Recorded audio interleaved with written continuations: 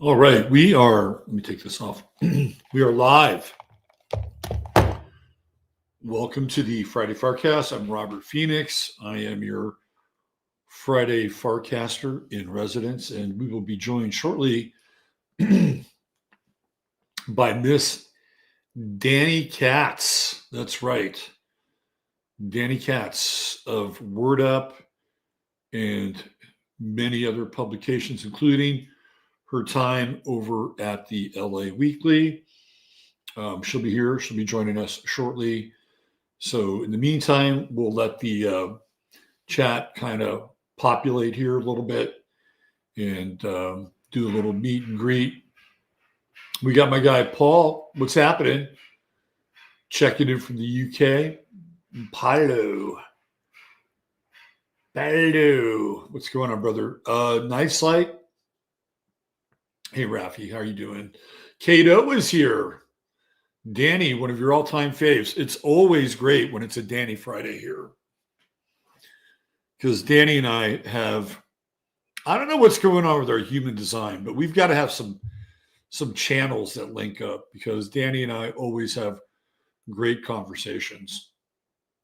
And no doubt today will be one of them. What's going to happen is Dani's going to come on and she's going to give some detail about what's happening in Santa Fe as she's, duking it out with the NGO'S.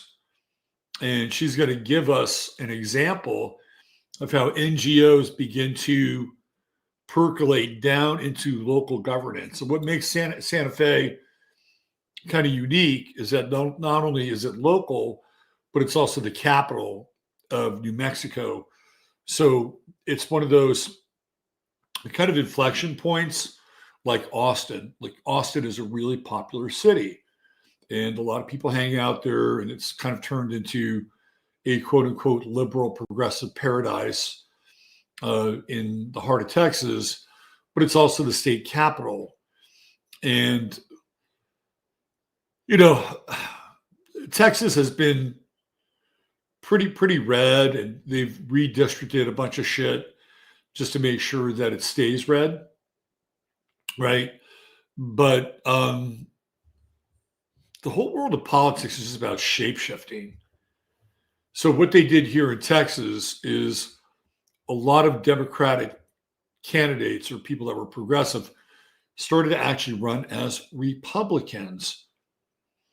Or in the case of, what's his name, Tallarico, he is a Democrat that's running on a biblical platform, which is James Tallarico. If you haven't caught James Tallarico's act, it's pretty disturbing, actually. Like, he makes a biblical case for abortion. Now, wherever you are on the right to choose, the right to life, that's up to you. I think it's up to you, right? I do believe that. Do I believe that people would be better served if they kept their babies full term? I've seen young women who have children at a young age, and it seems to work. Like, the families pull together. I mean, I've seen the upside in action. I'm sure there's a downside, right? But I've seen the upside in action. And one of the people who's been on the show and that I do have a professional relationship with, I'm not going to bring their names up, but she got pregnant at 16. And it didn't stop her from having 2 more children later in life, right? One much later in life, but also having a really vital and vibrant career. So it's not like it's a deal killer, right? So anyway, but James Tallarico has been sort of making his name as somebody who is taking sort of the liberation theology sort of tack with his candidacy. And when you see him, he's actually he does a lot of what I would call street corner politicking. So he likes to be out in the open with people, like with small groups gathered. This is all intentional, to make him look like a prophet or to make him look like Jesus. And people sit there and they're like, hanging on every word this guy says. So it's just a kind of an example of how the politics game is all about shape shifting. And even when somebody gets into office, right, they'll run on a certain platform and they'll have a certain mandate or a certain agenda. And then once they get in, they become somebody completely different. So politics is literally and figuratively populated by shapeshifters. All right, so I'm going to take this. No, we're not really quite at critical mass yet. I'll wait a little bit, but let me tell you a little bit about what's going to happen next week. And I know it's like, big deal. Robert's got a new sponsor. Not that True Hemp Science is going away. We're going to talk a little True Hemp Science before Dani gets on here. But I am going to be bringing on another sponsor on Tuesday with the Astro Weather. And I'm really excited about the products. Why am I excited? Because I actually physically went to where they create the products. And they have a small laboratory, office, shipping center in San Marcos. It is really a vibrant and very independent operation. And I'm all about Main Street. And I'm all about products that use the highest and best quality ingredients. And in many cases, when they use something like essential oils, which are a crucial part of what they do, they try to get as organic as possible. So I can't wait to talk more about it. I don't want to do the unveiling yet. So stick around on Tuesday, and we have a special deal worked out with them for you guys specifically. And it's kind of a limited offer. So it's kind of a, hey, here we are. We love the show, and they listen to Astro Weather every day, and they listen to the Sunday Night Astro Live. And that's really, the best way to have a reciprocal relationship when both people are very into what the other's doing. So I'm really excited about that. We have that to look forward to next week. And of course, next week, I'll be in Frisco with David Palmer at the Bridge Expo. And I know some of you are attending. I'm looking forward to seeing you and meeting you again in 3D. And that's going to be really super cool as well. I want to give you a bit of a not my programming, but I watched something earlier today over on InfoWars. So you guys pay attention to this episode on InfoWars. And the guy that you want to pay attention to, because they do a lot of stuff, is, what's his name? Jesse Beltran. And Jesse Beltran has a device that picks up anomalous objects in the body, like silicon and metals and nano devices. So what he did in a real-time demonstration is he used this device, and Alex has a new guy. I think his name is, I don't know his name, but he's replacing Owen. And he did a sweep of this guy's body. He is loaded with this shit. And then he did a sweep on Alex. Alex has it too. And, Alex is he's always talking about something. He's always got something he's ready to chime in about, right? He's never at a loss for words, God damn it. Never. He didn't have a lot to say. He was sort of gobsmacked when this guy was doing his sweep. So check out InfoWars at some point and find the Jesse Beltran segment. And some of you might be familiar with what I'm talking about. And if not, get ready, because it's kind of a horror show. We're kind of infested with these nanoparticles, which we've been taking in for going on about 20 years now. Whether it's through the chemtrails or through the water or through the food. And I can tell you firsthand that I've seen things that have emerged out of my body. I've pulled things out of my body that look like silicon chips. It's kind of a nightmare, actually. And it also leads to a degradation of our health. And what's really weird is I've been getting a lot of like alien Prometheus stuff, on my feed on YouTube. And this whole idea of the engineers and the black goo and mutating species. And I feel like that's kind of what's going on with the whole nano world. And they're mutating us, and they're mutating us so that we lose our signal to Christ consciousness and God. Right? These little tiny things are in our bodies, and they're hacking our signals. And it's terrible. Right? It's getting in the way of our own natural, organic, spiritual, and biological evolution. So go check out that episode on InfoWars. It'll blow your mind. Yeah, we got a lot of agreement here. Like, let's get into a little True Hemp Science and take this opportunity until Dani gets here. So we'll bring this up. THS will always be a part of the show because I absolutely love Chris's products. And a lot of you do as well. So all you got to do is go to truehempscience.com, check out their CBD offerings, which again, local business. Chris lives in San Marcos, where our new sponsor also does their business. And Chris will often have his wares at the San Marcos Farmers Market on the weekends. He's probably there today. So anyway, again, another Main Street business. And by supporting True Hemp Science, you're supporting somebody who is trying to, eke their way through the world of the fucking, mega corporate self-assembling structure that eats just about anything that they want to or can, whether it's through being able to buy them out or through a hostile takeover. We have to take a stand. We have to take a stand against what's going on in our bodies, in our environment, in the media, in our technology. This is it, right? They are showing their cards. When you have Larry Ellison acquiring TikTok and his son acquiring CBS, ladies and gentlemen, they are locking down now, right?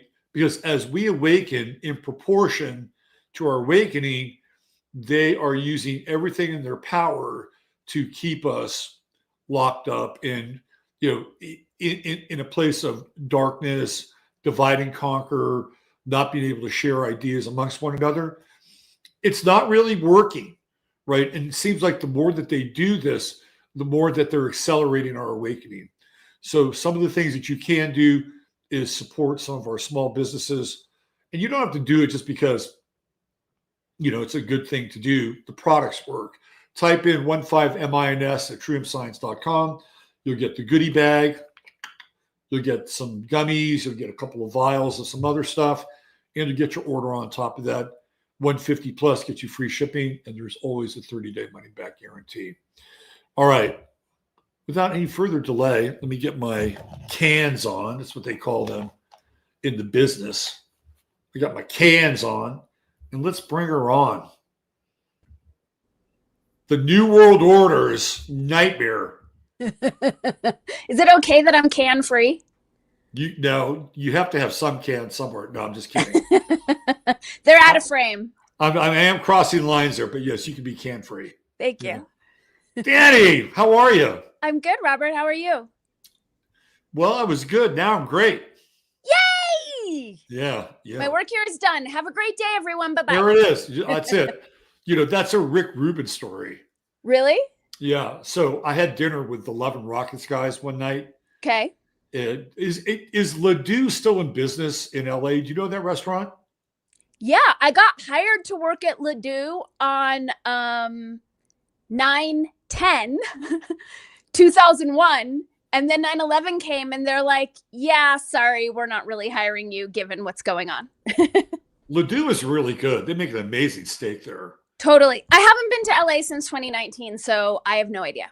So I had dinner there with Ledoux. I'm not trying to be a Starflex, right? But so Rick Rubin produced Hot Trip to Heaven. Okay. So they told me this story where they're in the studio, right? And they're waiting for Rick Rubin. And Rubin comes in. He opens the door. He looks around. He takes some breaths. Says, I just produced your record. And then he walks out. Okay. Now, eventually he came back and he wound up actually producing the record. Okay.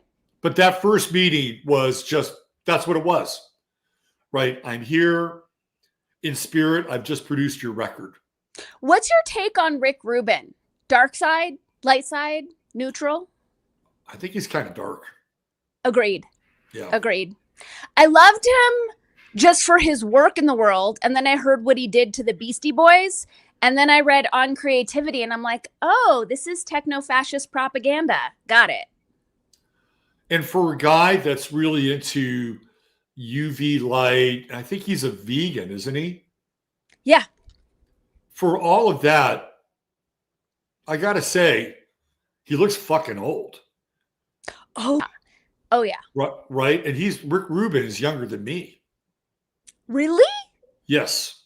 That long, like Santa Claus beard is not helping his cause. No. I look forward to that trend going away altogether. The long Santa Claus beard? Yeah. Yeah. So Paul in chat sent me a picture of Billy Connolly, who, by the way, Billy Connolly is 84 years old. Okay. And he's got the long Santa Claus Lord of the Rings beard. But he's 84. Like, what are you going to do? I guess. Right? Yeah, I couldn't rock that. Look at this. No one rocks that. No one has that and is rocking it. They're repelling right. any and all female attention. Right, exactly. Like, I can barely get away with this, right? So no, that looks great. Yeah. But no, the Santa Claus beard, the scraggly hair, I'm supposed to take health tips from you? Right? I don't think so. Yeah, hard pass. All right, if you're new here, Dani Katz is a fearless journalist. She cut her teeth way back in the day with the LA Weekly, amongst other publications. She is a real freaking journalist because we have a lot of people that are kind of passing and posing as journalists, but you come out of the old school world, print journalism, and there were standards that had to happen back in those days, right? You had to have fact checkers. You had to go through an editor. Like your story had to be something that people were interested in. So you've been through all of that. Before we jump in and go down this rabbit hole with what's happened in Santa Fe, what you're doing, what is your take on sort of the ubiquity and the accessibility of all these tools? I mean, I do think it's a good thing, but it also, like back in the day, you had a certain level of quality control because you had to go through a specific process. And even if you had a good editor or a good publisher, they could steer you in the right direction. Like, don't focus on this. This is fluff, get to the lead faster, whatever, right? What is your take on this explosion in all these self-publishing tools? I think it sucks, personally. So, I learned the value of the editor-journalist relationship working for the LA Weekly, where my editors there really truly made my pieces better, really truly made me a better writer, held me to a higher standard. And then when they left, or I left, or we all left at the same time, and I started writing for online publications where no one was editing, I was like, this sucks. Journalists need editors. My stuff is good, but I know that it could be better. Where I realized everything was a nightmare was 2012, I published an article for Reality Sandwich on gender reassignment surgery viewed through the lens of the 53rd gene key. And it exploded in this cancel culture nonsense because of a blogger decided that I was transphobic. And this blogger, whose blog was completely slanted, editorialized, it was this being would go to different like spiritual and new age events and then out them as being transphobic. And that was the first time where I'm like, this is a blogger. This isn't a journalist. This is not objective reporting. This is someone with an axe to pick. And unfortunately, where we were back then because of the internet, because people can string sentences together, they think they're writers. And now it's gotten even worse with people like Ian Carroll, claiming to be journalists without any training whatsoever. So I think it really waters down the field. And in the day, it was like, okay, you had to cultivate a strong voice. You had to cultivate a point of view. You had to know the basics of journalism. All that's gone. It's just like, who can rail the loudest? And Miriam and I were talking about this, whereas we got our foothold in journalism by having strong, powerful voices. These days, that works against us. And now the only things that get mainstream publishing are just like watered down, mealy, wishy-washy, like really passive, no point of view whatsoever unless you're woke. So it's gone the opposite direction, and I'm not a fan. Yeah, I'm inclined to be way more in your camp than the other because there's just no quality control. Mm-mm. And not only that, but you talked about bias, you talked about agenda, and that stuff is like really unchecked. Now, if we take this up a couple of levels, right, some really disturbing things have taken place over the last 60 days. We'll go 60 days. Okay. Right. Number one, we start with Barry Weiss running the New York fucking Times, right? Do you know what's so annoying about that? No, she's running CBS News. Oh, CBS News, my bad. CBS News. She comes out of print journalism, and now she's in television journalism.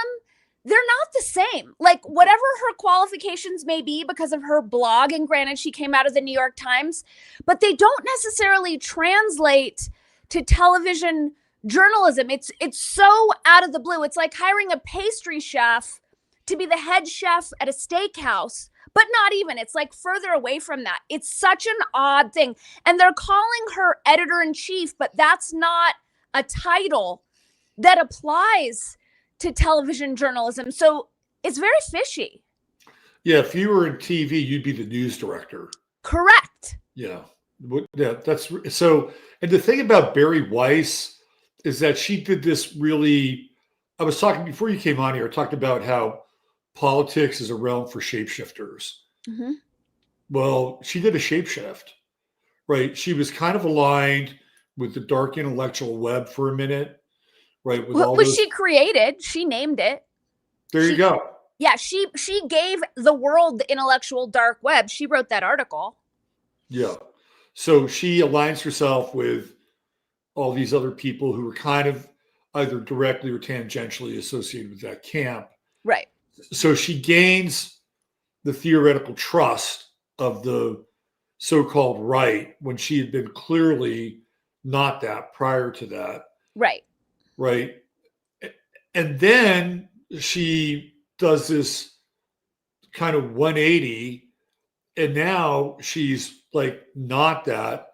And she's working for David Ellison, who now owns freaking CBS. Yep. Whose father, Larry, now owns TikTok. Yep. Right. So we're seeing this almost octopus-like sort of configuration. Yeah. Where all of a sudden now you've got these people with vested interests, whether it's through Israel, intelligence agencies, Mossad, whatever, they're going to be controlling the flow of information even more than it's been controlled before.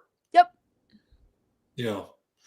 So it's troubling. It's really, really troubling. And that's why independent voices are really, really critical. And when you have to compete with the noise and all these other people who are not as skilled, not as trained, and are getting anywhere between $3,000 to $7,000 per engagement for Israel, right? It's sort of, it stacks the deck and does not create an equal or level playing field.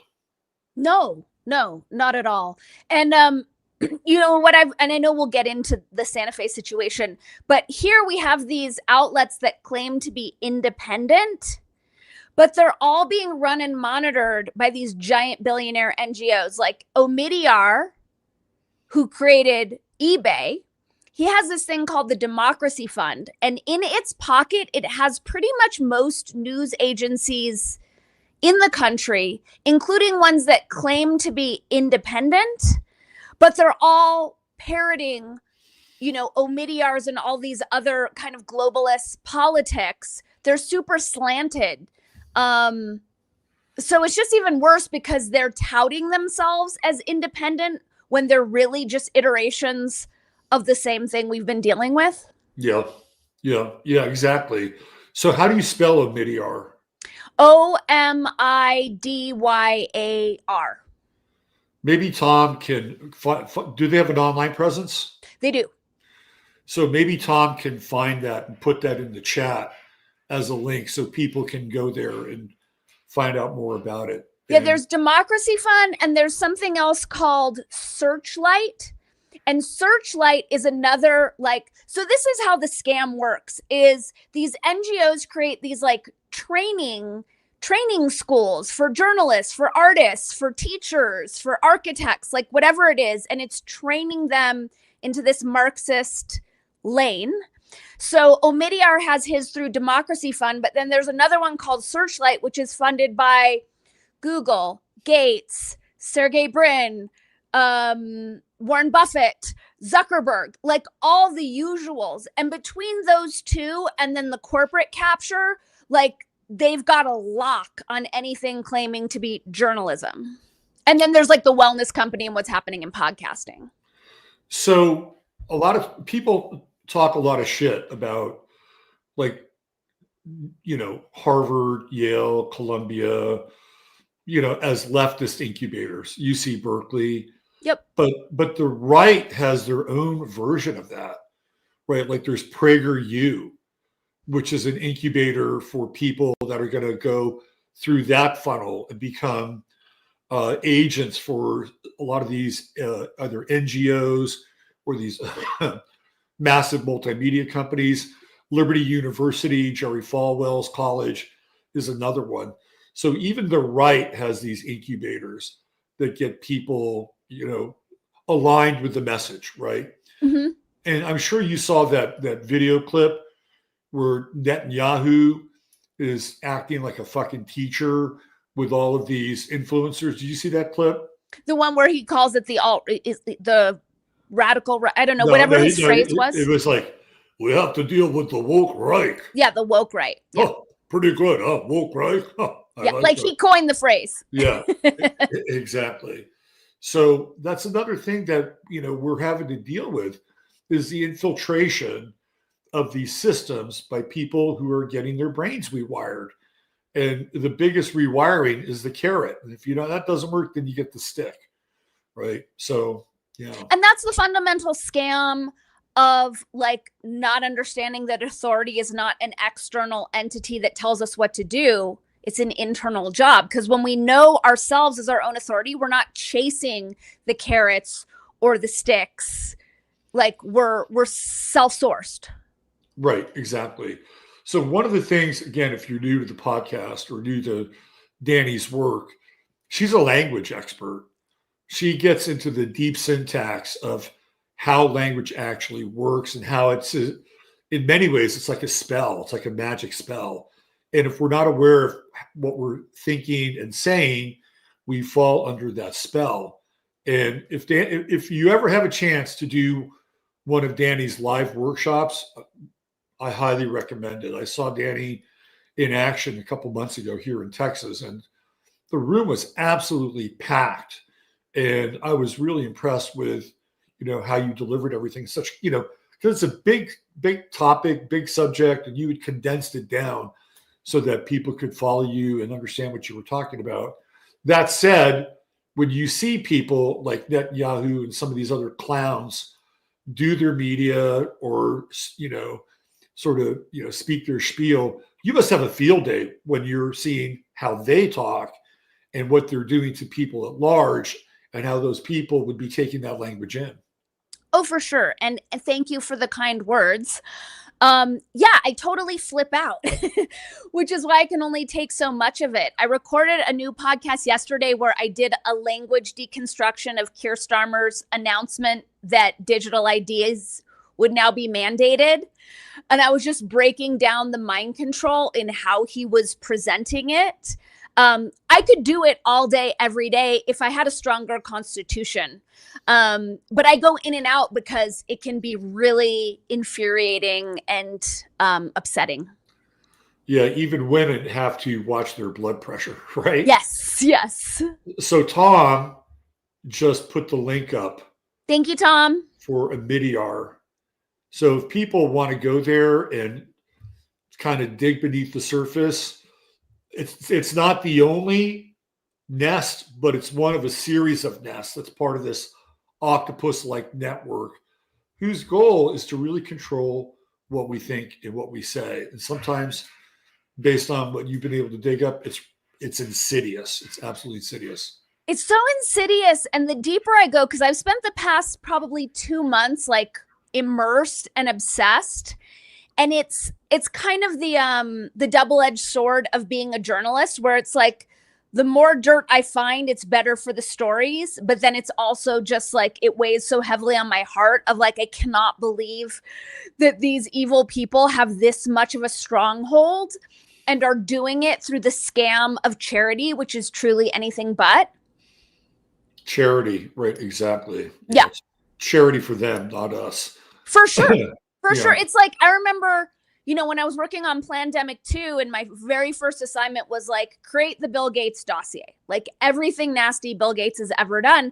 And how much press was like, Bill Gates gives away half of his fortune. It's like, no, he doesn't. He invests it in his own stuff where he makes more profit, like giving money to Gavi to sell vaccines, to destroy African children or Indian children. Like, who do you think's making the money from those vaccines? He's not giving that stuff away. Yeah. Before my son had some of the scales fall away from his eyes, we were talking about the jab. And and that was a time where we were just starting to reconnect and communicate again. It was a really vulnerable period, right? Like I couldn't get heavy on him. Right. Because one of the reasons why we had a break in our communication in life was because I was playing the role of Saturn in his life, and I was starting to kind of get heavy, and he didn't like it. Right. So I remember telling him, I said, look, this jab thing, you need to research it a little bit because it's not good for you. And he says, well, Bill Gates is behind it. He's a good guy, isn't he? I mean, to your point, right? He didn't know any better. Exactly. It's what he's getting from his immediate circle, whose name shall not be mentioned here, but also through the media, right? So there's a whole layer of perception, and maybe that's changing now. That prior to COVID, Bill Gates was a good guy. Well, that wasn't a result of, it's like an established strategy called reputation washing. So remember when he was head of Microsoft, like he was found guilty of anti-trade nonsense. Right. Antitrust laws, and crushing the competition. Correct. Dominating the space. Yeah. Right. And so he hired a PR company, gave him $1 million clean. And they're the ones who came up with, well, let's make you a philanthropist to like wash your reputation. And that's what I've known. So that worked really well with Gates. People don't remember, like, he's a criminal. Yeah. And that's what a lot of these other NGOs are doing. They make their money from exploitation and extraction and, shitting on marginalized people. And then they throw millions to these woke social justice causes to like memory wipe us as though we're not going to remember that they're scumbags, and they continue to move along in a scumbag fashion. So the genesis of all this goes back to the Clinton administration, where they changed the laws of the FCC. And before Clinton's BC, right? Before Clinton's, if you had a newspaper, you were not allowed to own radio stations and or TV stations in the same vicinity that your newspaper was being published. And that was true for any media. And then once the Clintons got rid of that, right, now all of a sudden these media moguls just started buying all these different media tools so they could broadcast their message across all of these different platforms, right? Exactly. It's like antitrust laws no longer exist in this country. And there's all the like, you know, like what's going on with Ellison and Skydance and all this stuff, Viacom, you know, Disney owning everything. But as an author who sells audiobooks, and I like to listen to audiobooks, but I'm not down with like monthly enslavement contracts, there's no place to listen to audiobooks that is not Audible. It doesn't exist unless you're borrowing them from the library. Like, very simply, isn't that a monopoly? It is a monopoly. And again, prior to Clinton, those monopolies were not allowed, right? Right. I mean, when they built out the FCC and those non-monopoly laws, they were really looking out for us in a lot of ways. Yeah. And now that's all gone. That's just totally gone. Eradicated and blown up. There's another part of this, and I'm not sure if you're old enough to remember this, but local news stations would have editorials, right? So you would have like the news director of KBC or something like that, where you are. And they would come on and they would have a position on something. Well, by law, they had to have somebody had to allow somebody who could come on that station and have a rebuttal. Right. Like that was part of the practice. Well, that's all gone now because totally the stations don't need to have one person sit there in front of a camera and say, this is our position or this is my position. Now the station just takes the position and there's no platform available for any kind of editorial recourse or, you know, another point of view. Right. So, yeah, I mean, the Clintons really ushered in a brave new world on so many levels. Yeah. Yeah. And still no justice. Like the fact that there exists the hashtag Clinton body count and they still walk free. They still walk free. And, you know, the Anons are, you know, busy peddling this narrative that, you know, Hillary's dead and Bill's dead. And why are you having them walking around? I mean, Bill looks half dead anyway. Right.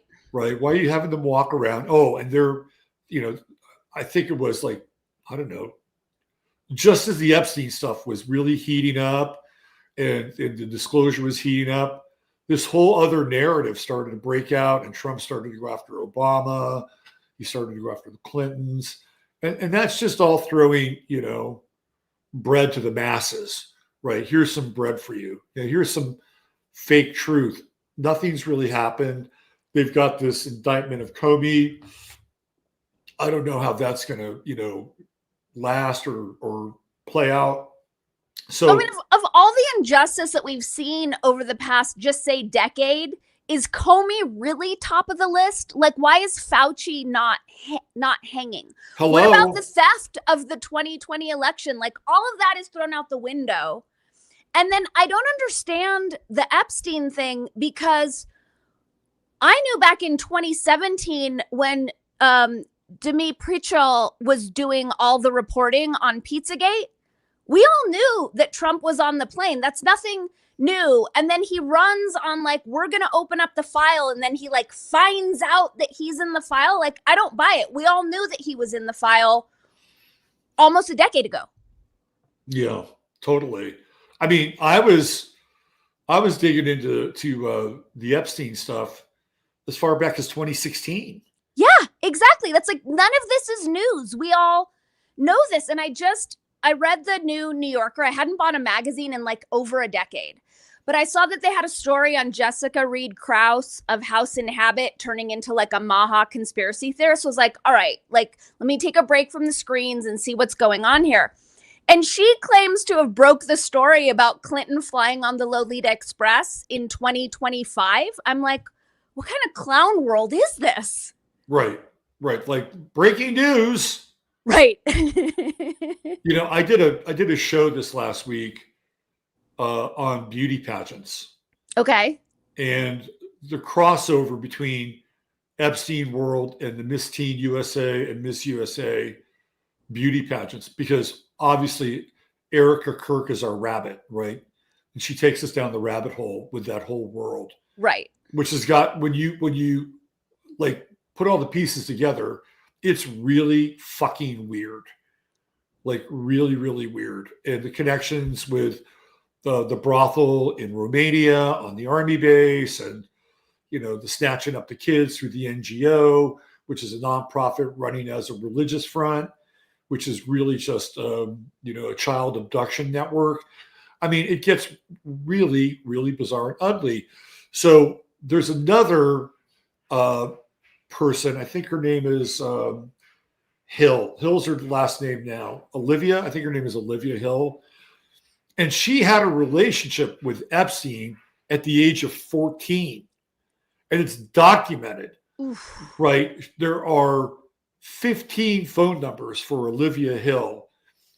That wasn't her name when she was young, in Epstein's black book, plus her mother and father. Now, when you get into some of these women who are in the Epstein book, there's always numbers for their mother and father. Why is that? Is it because they want to assure the mother and the father that they're okay? Or are the mother and father in on it? It's choice B. Right. Yeah, exactly. Yeah. So she winds up going from Epstein to the Trump pageant world through Miss Teen USA, and then winds up becoming Miss Georgia through Miss USA. And it's like, what's going on here with the beauty pageants and Epstein? And it just feels like fucking, did you ever see like in like Flint? No. Right. You got to see the first, I think it's Our Man Flint with James Coburn. It's kind of a spoof on the James Bond stuff. He plays Derek Flint. He's like super cool. But the first one is all about these fembots who have this organized network, and their job is to basically play the role of honey trappers in this movie. And this is exactly what they've been doing. They've been cultivating a whole cadre of Erica Kirks. And I did this, when you go in and you can search and go look for beauty pageant contestants who've gone into politics, there is a fucking Wikipedia page that you just scroll through and you're like, whoa.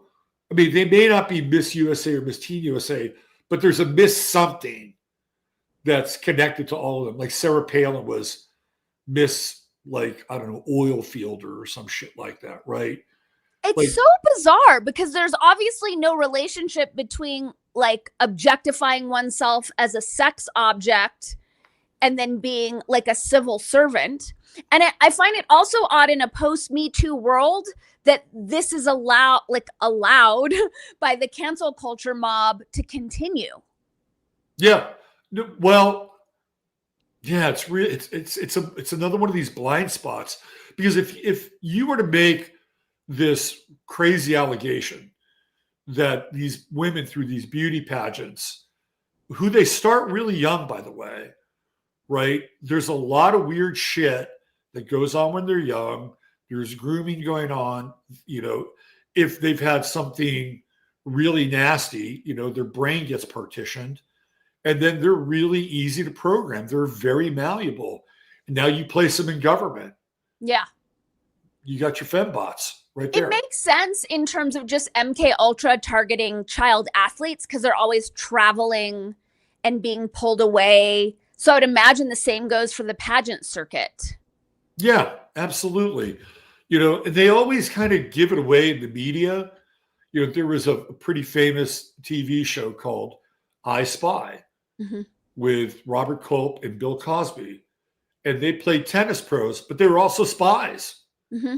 Hello, like they're Right. they're telling you exactly, what their model is. Actors, athletes, beauty queens, they all get to travel internationally. They all hobnob with really powerful people, and they're able to get information that other people can't always get. So it's like the scales are falling away now.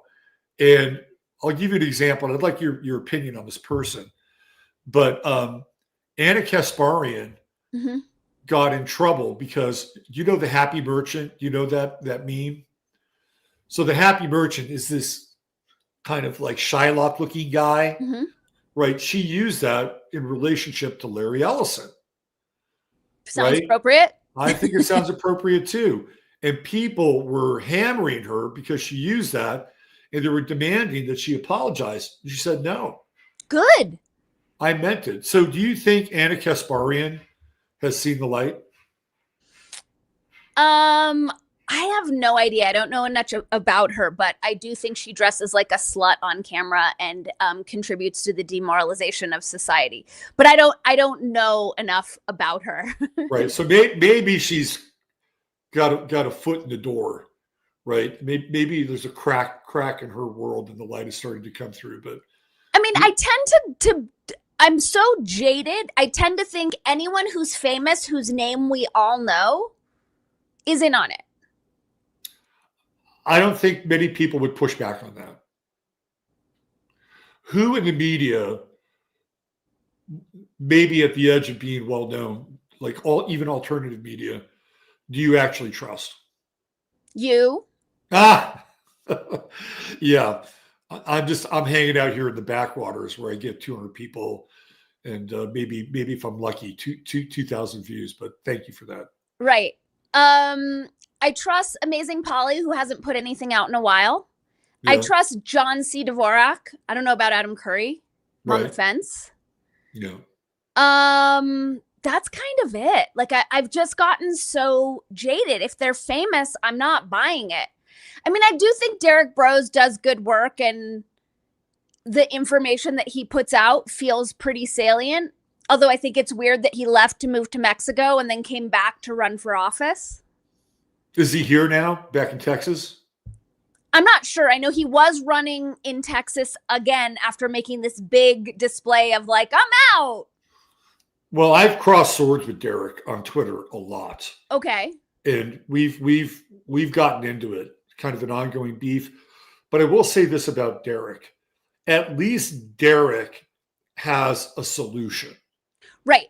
Right. At least he went to he put in the effort to write a book and say, if you want to break away, this is how you do it. Right. I may not always agree with him, but I will give him props for that. Unlike Whitney Webb, who comes up with her weird hybrid of journalism activism, but isn't really that much of an activist in terms of offering us solutions. But she crosses that line. So I don't think it's a journalist's job to be an activist. Yeah. And to offer solutions. I understand a lot of the criticism against Whitney Webb. I don't think it's her job to change the world. Just like, Matt Taibbi, who at this point I'm definitely not giving my allegiance to, but I know there was a lot of backlash, like, okay, expose the Twitter files. Kind of, not really, right. Yeah. But nothing changed. And it's like, it's not the journalist, like the journalist's job is to expose truth. And then if activists want to pick up on that and enact change, great. But I don't think they have to. Derek hates me as well. But I do see like he just does seem to be a little bit more consistent, and he is, his heart's in the right place. Like just the Freedom Cell network that he created was definitely a gift to our community. Who do you trust? You?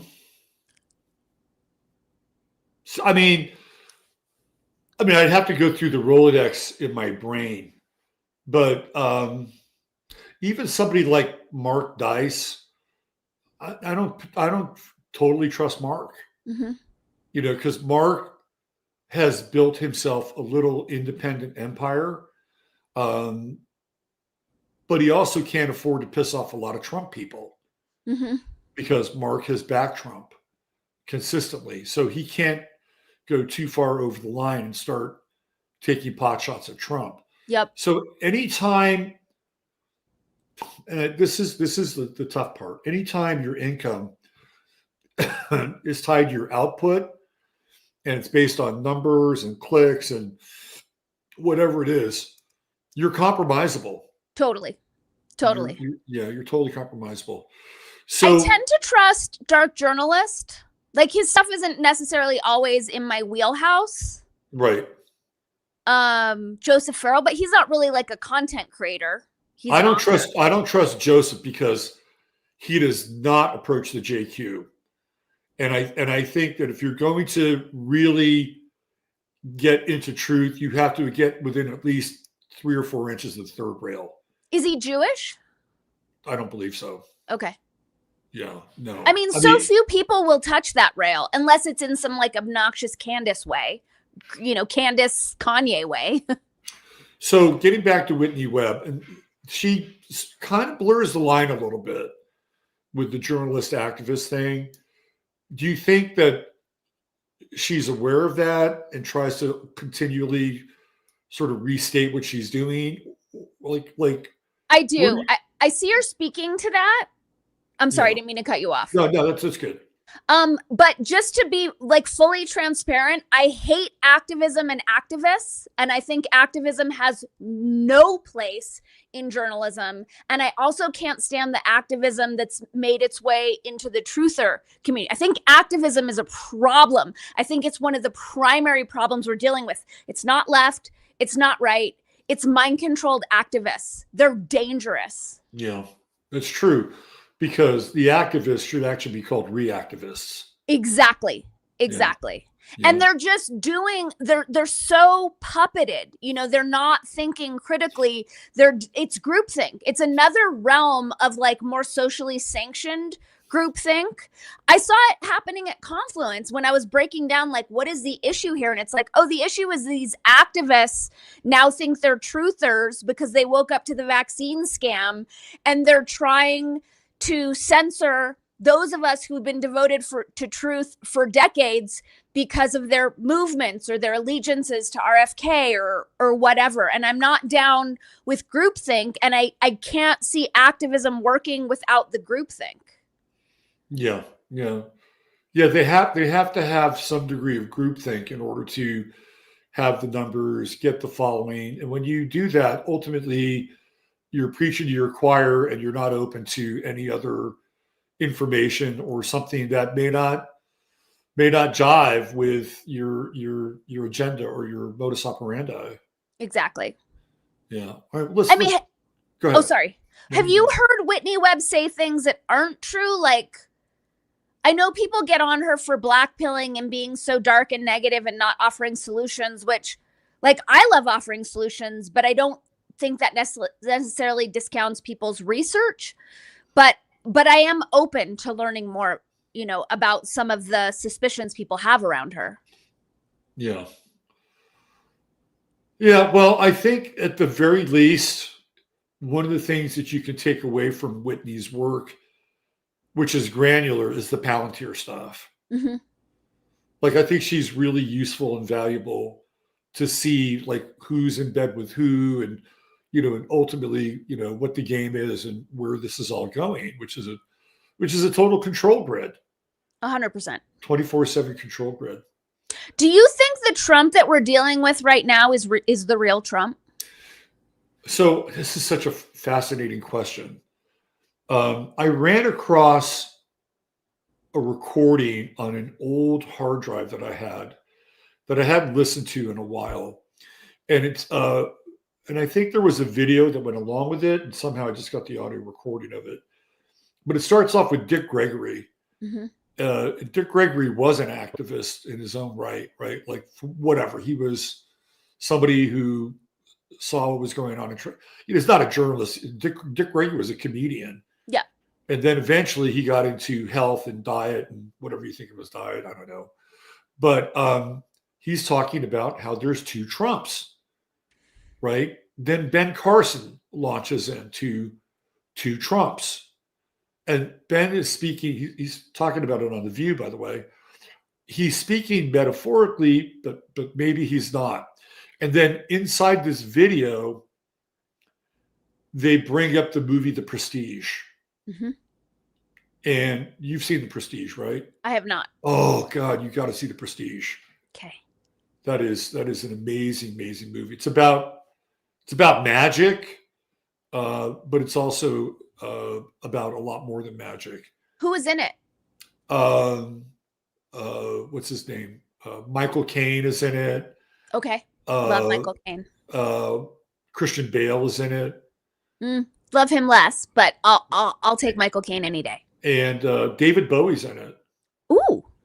David Bowie plays Tesla. Cool. So I don't want to give away the plot. Okay. This is the hard part, right? But I'm going to throw this out there, and I want you to think about the potential of this. That Trump has a brother that we don't know about. Okay. Right? Like a lot of times this could happen. Like there could be like a twin of Donald Trump who could be raised outside of the family. Mm-hmm. Right? And these twins can serve as body doubles. Literally serve as body doubles. I don't want to give away the plot of The Prestige too much, but I was thinking, yeah, okay, could Trump have a clone? There's more than one Trump. It's obvious. Right. But who or what is the source of the other Trump? Is he cooked up at Camp David, where theoretically the cloning stuff goes on? Or was there initially another biological version of Donald Trump who would be raised in another family with this kind of MK Ultra sort of programming that would go along with it and that would be brought into it at a certain point in time? You know, back when Hillary Clinton was running for Senate in New York, there were two versions of Hillary spotted in New York at the same time. Whoa. Like, how is that possible? Right. She was in one area at the same time doing fundraising, in another area doing the same thing. Right. So there's something going on here at a level that we're not completely aware of. Now, if you believe that the Nazis wound up in South America, which I do, by the way. I do as well. Right. Also inside the earth. Right. So where does Mengele land? He lands in Brazil. Okay. There is a village in Brazil that has more twins than any other place on the planet. And they all look German, right? And then that movie, they always tell you, either in TV shows or movies, what they're doing. Right. And there's that movie, The Boys from Brazil. Okay. Which is starring Gregory Peck. It's one of his last movies. And it's about the subject matter that we're talking about. Okay.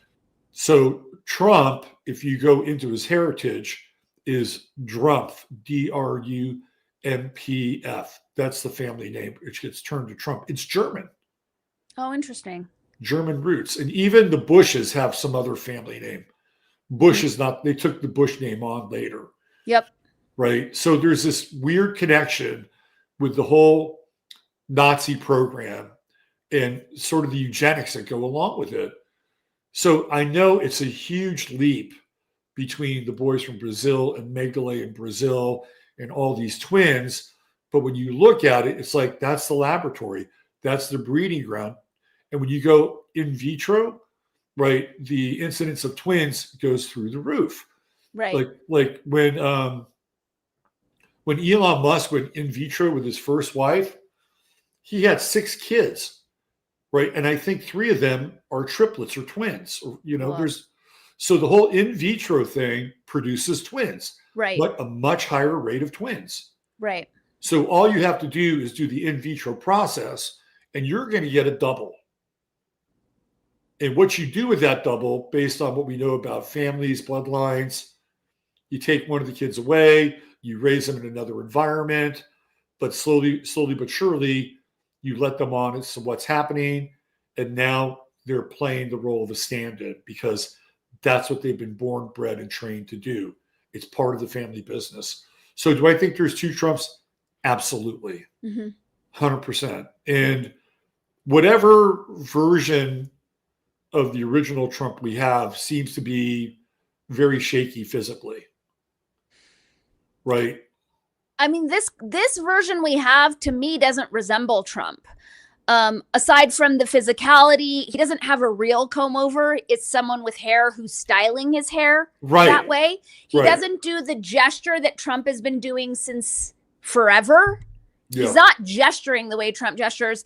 And he doesn't give a fuck about the American people the way 2016 Trump postured as though he did. Like, that's gone out the window with this version. Right. Well, I've known about this for a while because George Green is, by any chance? George was really interesting. He was back when Jimmy Carter, when Jimmy Carter was running for president, George Green came out of a big cattle family in Colorado, really, really wealthy. And Carter was vetting him for a position, inside either the FDA or the Secretary of Agriculture. So he was able to rub shoulders with the people that were building the machine around Carter. And he has this really weird story that he told to us when I saw him in Olympia right around 1991. Mm-hmm. He gave a talk in Olympia, and it was at a hotel in Denver, and Ted Kennedy was there in the room with him. And James MacArthur from Hawaii Five-0 was there. And everybody in the room besides him and I guess George Green's daughter was there. Everybody was like fucking high on coke. And Ted Kennedy kept ogling George Green's daughter. Like he was very interested. So this is where he gets like turned out by the system. Anyway, this goes back to the Gulf War, right? In the Gulf War, Gulf War I is happening. And that was a real, like, super, super, like, black pill moment for me, that war. And I was always kind of there, and all of a sudden I'm seeing things that are blowing my mind. It's when George Bush brings up the New World Order for the very first time, 1,000 Points of Light, Coalition of the Willing. It's like, here we go. Yeah. We're bringing the world together, to fight this, this madman in the Middle East.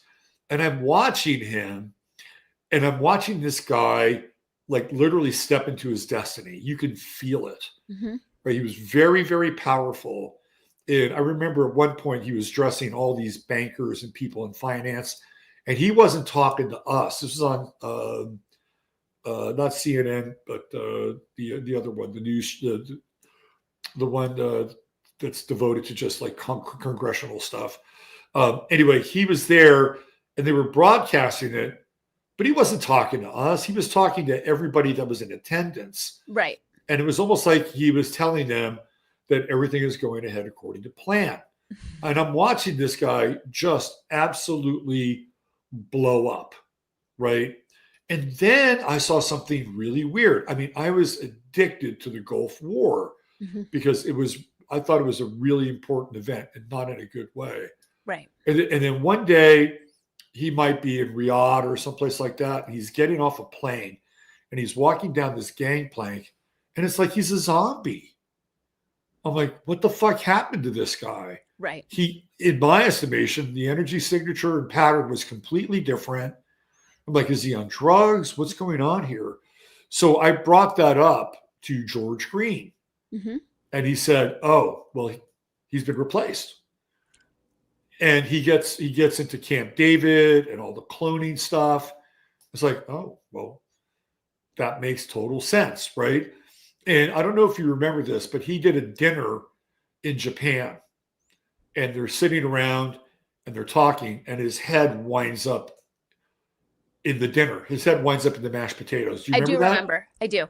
And so I was driving through Oregon, and it's like on the news, right? And I was with my girlfriend at the time, and she knew about this stuff. I was telling her about all this stuff, right? And we both looked at each other simultaneously. We said, "The clone died. The clone died." Right? The clone just expired, and they had to wheel him out of the room. So when you go to George Bush 2, there are two Bushes. Like there's one Bush who's just absolutely mean and nasty, just doesn't give a shit. And then there's this other one who's like naive, like a child, Right. patting the bald guys on the head and all that stuff. Yeah. Like, what the fuck is going on here? Did you hear Putin talking about Bush Jr. saying he was actually really smart? You know who else said that? My father said that.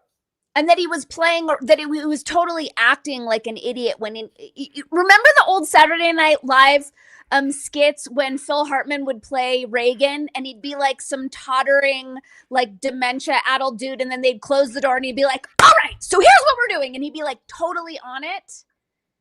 It kind of makes me think of that. Well, there can be that, but if you go back and look at the Reagan assassination, which happens like just a little less than 2 months before he's elected, he's sworn in February, and in March, Hinckley, a son of an associate of the Bushes, is there to take pot shots at him and James Brady and the Secret Service agents. James Brady had 5 bullets in his head. How do you survive that? Right? And James Brady walks around after that and he becomes the poster child of gun control. And you have the Brady bill, and that's when gun control starts to happen. And there are people who swear that there's a Reagan before that and there's a Reagan after that, and they're different. That's what I feel like happened to Trump after the alleged shooting in Butler. It seems like that was the switcheroo. I don't have a problem with that. I really don't. For a while, you would know the Trump by the different ties. Okay. Right? There'd be the red tie, the blue tie. But then he shifted to the powder blue Israel tie. Anytime you see the powder blue tie, that's like a tie to Israel. Oh, interesting. Then he shifted to the gold tie now for the golden age, right? So the ties are the tells. Mm-hmm.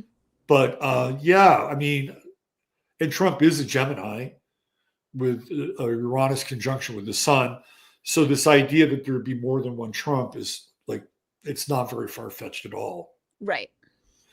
Yeah, and these people know this stuff, right? That's part of that's one of the reasons why they also pick people that are in the lodge, because when you're in the lodge, you can keep a secret. Right. Right. It's not just the secrets of the lodge, but it's also the secrets of your lodge brothers. You don't tell. Right. Right. There's that.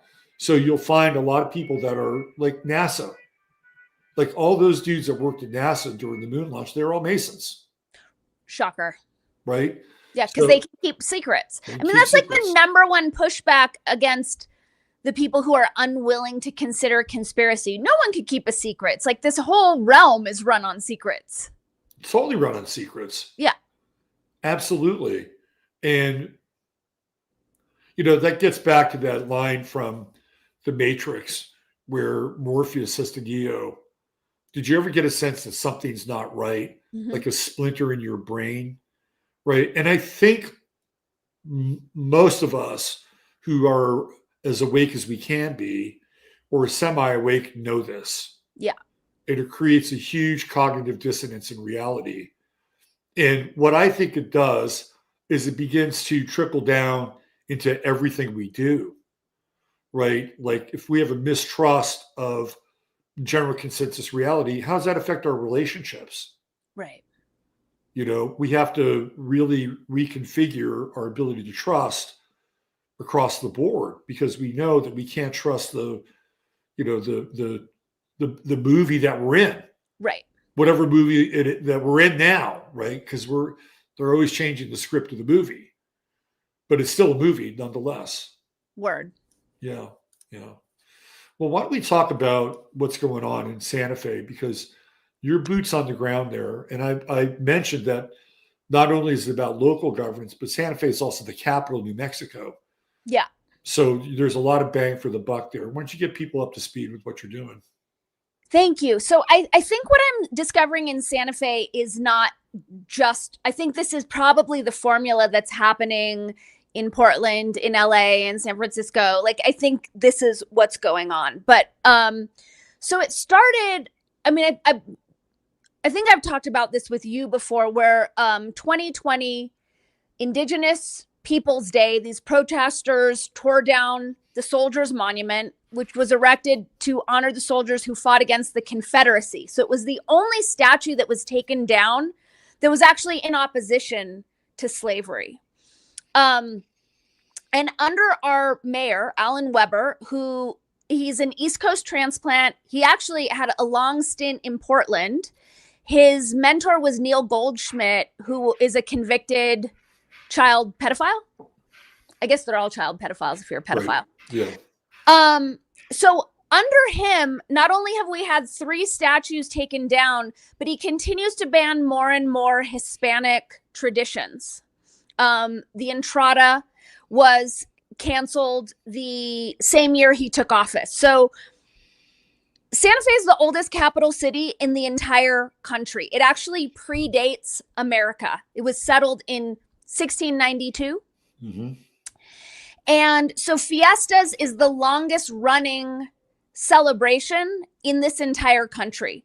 And they're chipping it away at it and taking pieces away because it hurts the Indian activist feelings. So it's not the local indigenous people. It's not the local pueblos or reservations. It's these activists who are not from here, who came here from California and now are running the town. And so I started looking under the hood, like, how is this happening? What is going on? So 2018, which is the same year that Weber took office, all this NGO money started pouring into Santa Fe. Ford Foundation, of course, Open Society, Pew Charitable Trust, the Libra Foundation, which is run by the Pritzkers. The Pritzkers have a really bizarre stronghold on Santa Fe. The MacArthurs, but Kellogg. So it actually started with Kellogg.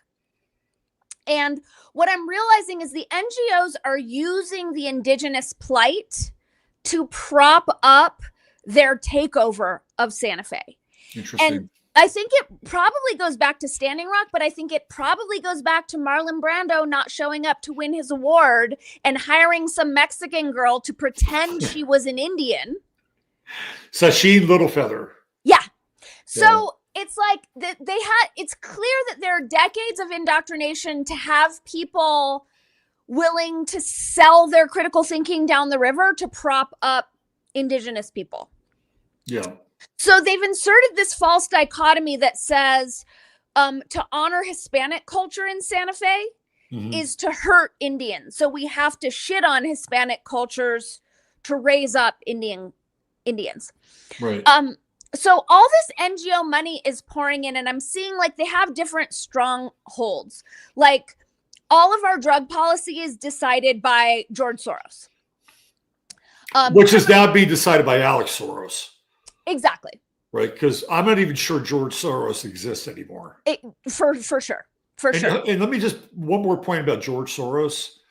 I always felt like George Soros was like this Mandarin character. Mm-hmm. Like, who is he? Right? Like, yeah, he was somebody who made a lot of money off the silver market, in England, where he bet against the silver market and won. And it's like, he's just this Mandarin. That's all he is. He's just a front for, a name with a front for all of these NGOs through the Open Society. And now in the Tides Foundation, which is another huge. Tides is huge. Yeah. As is New Venture Fund. So now you've got Alex taking over. Yeah. Who's married Huma Abedin, which is the weirdest Really pairing. weird. Like, talk about globalist psychopaths, like full-on psychopath pairing. Yeah, But totally. it kind of makes sense around Soros. The web has been totally wiped of anything. You have to dig so hard to find anything. But Yeah. when we remember that he did say that the culmination of his life's work will be the destruction of America, Yeah. his actions make a lot more sense. Right. Or the Yeah. actions that are taking place in his name or in the name of his legacy, they make Yeah. more sense. So just to give you an example of how it's going down, because it's all through these like alleged philanthropic foundations who made their money through exploitation and extraction and resource rape, but are now pretending to be good.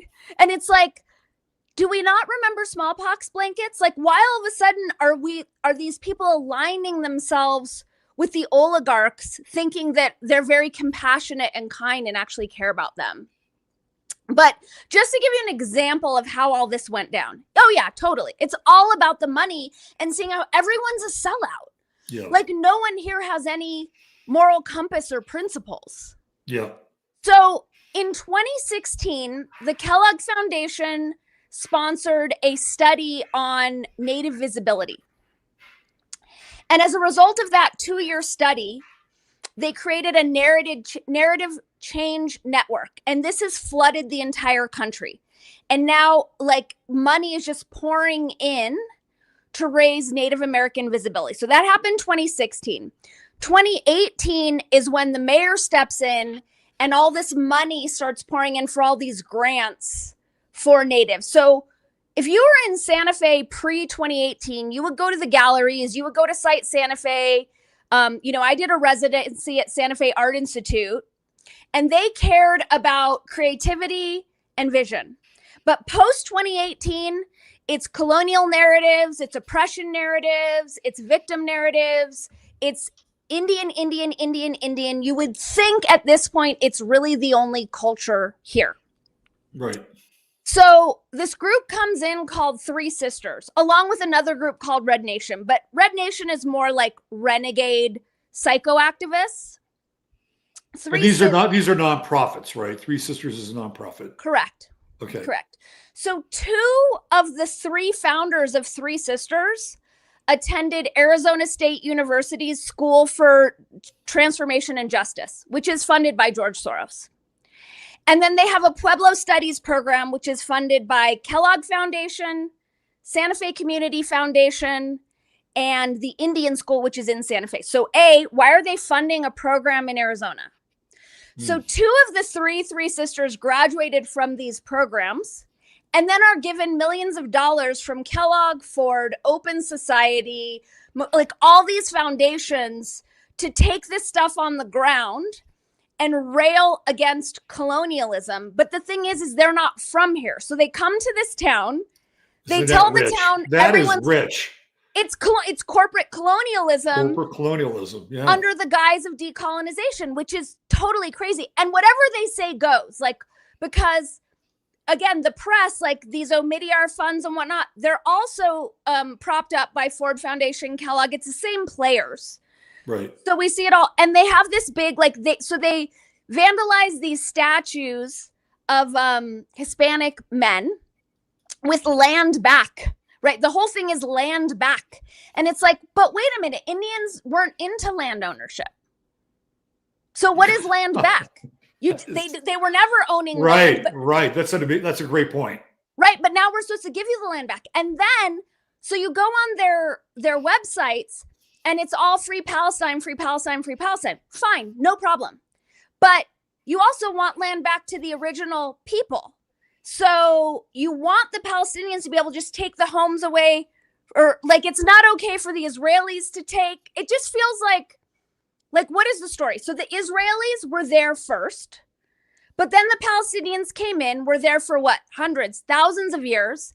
And now they're demonizing the Israelis for wanting to take their land back, but they're here on the ground wanting to take their land back from over 500 years ago, even they're not from here.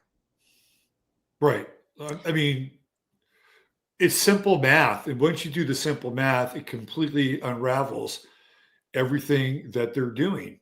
And that's what journalism does, right? It looks at what the facts are, spells it out, and says, you know, this is rich in irony, but you guys are basically doing the same fucking thing.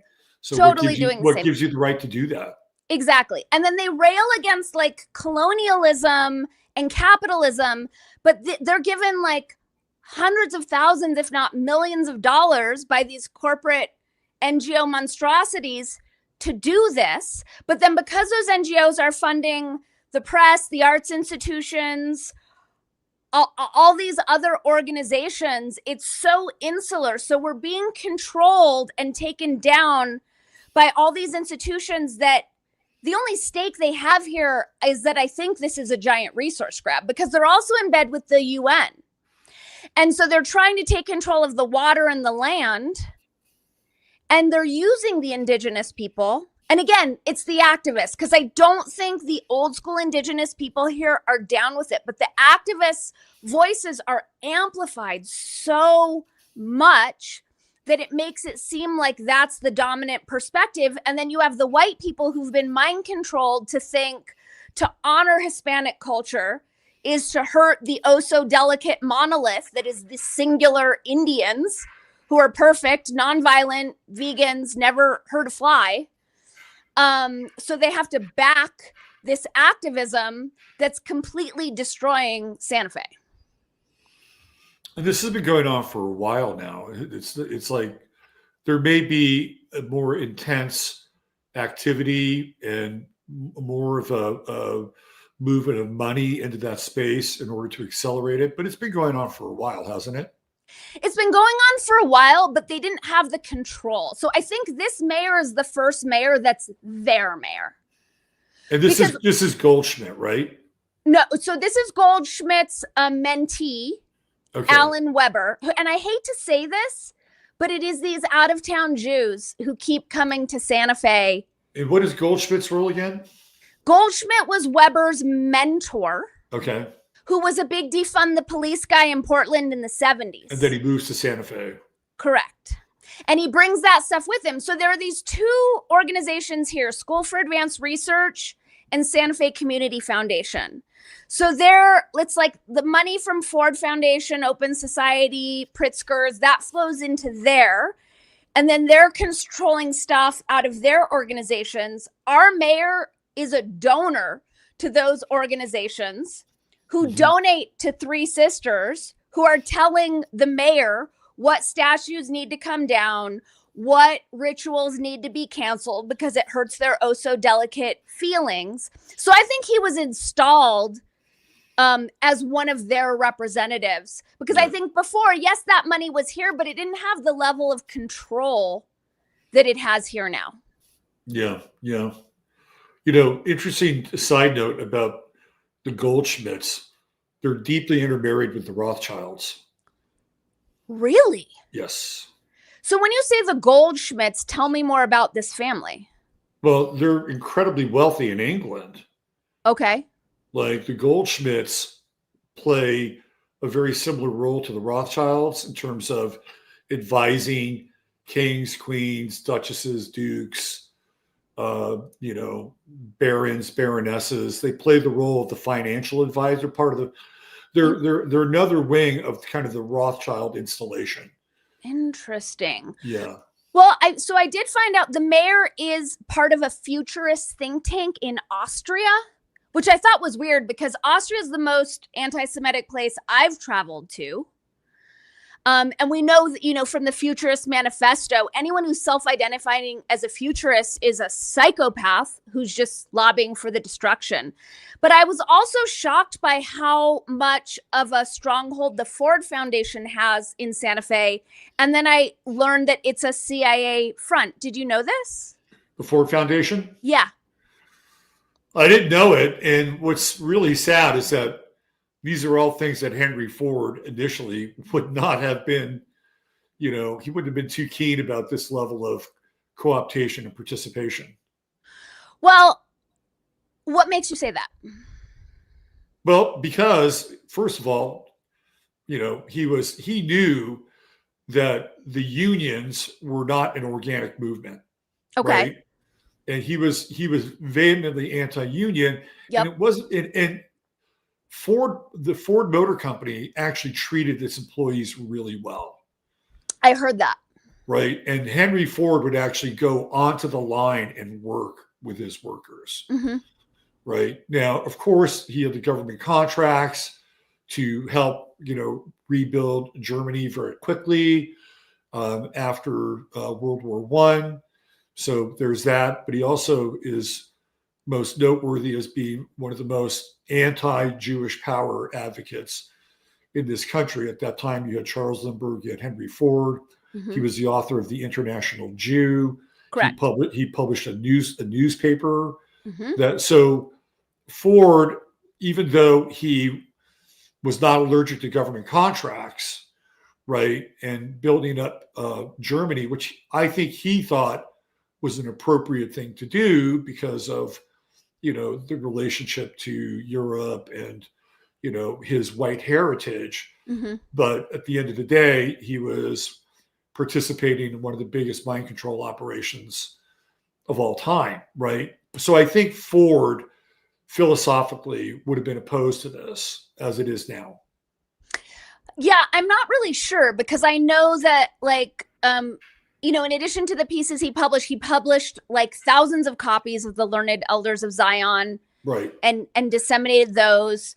He was awarded the highest medals from the Reich. But the very first president of Ford Foundation was also the head of the OSS. And he flooded the Ford Foundation with spies. And when I'm like, the deeper I dig into what Ford Foundation is funding, it seems like that relationship never went away. And it seems like it's the CIA who's running what's going on here, because I think Ford Foundation probably has the biggest stronghold in Santa Fe. I mean, Kellogg is leading the charge in terms of the indigenous stuff. Yeah. But Ford is funding everything. Well, they're also a huge funder of PBS, brought to you by the Ford Foundation, Right? So I think, to your point, that these NGOs, these nonprofits, get taken over at some point, right? Like, downstream of the Ford Foundation, you've got like William Clay Ford III or whatever, and who's the head of Ford or runs the Detroit Lions or whatever. But even in his own family, like, he had a very antagonistic relationship with his son, Okay. Edsel.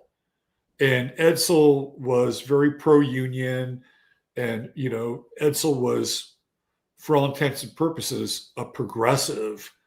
And so Edsel is Henry Ford's only child, by the way, right? So he winds up having offspring, and what's interesting is his offspring is actually Henry Ford II. Okay.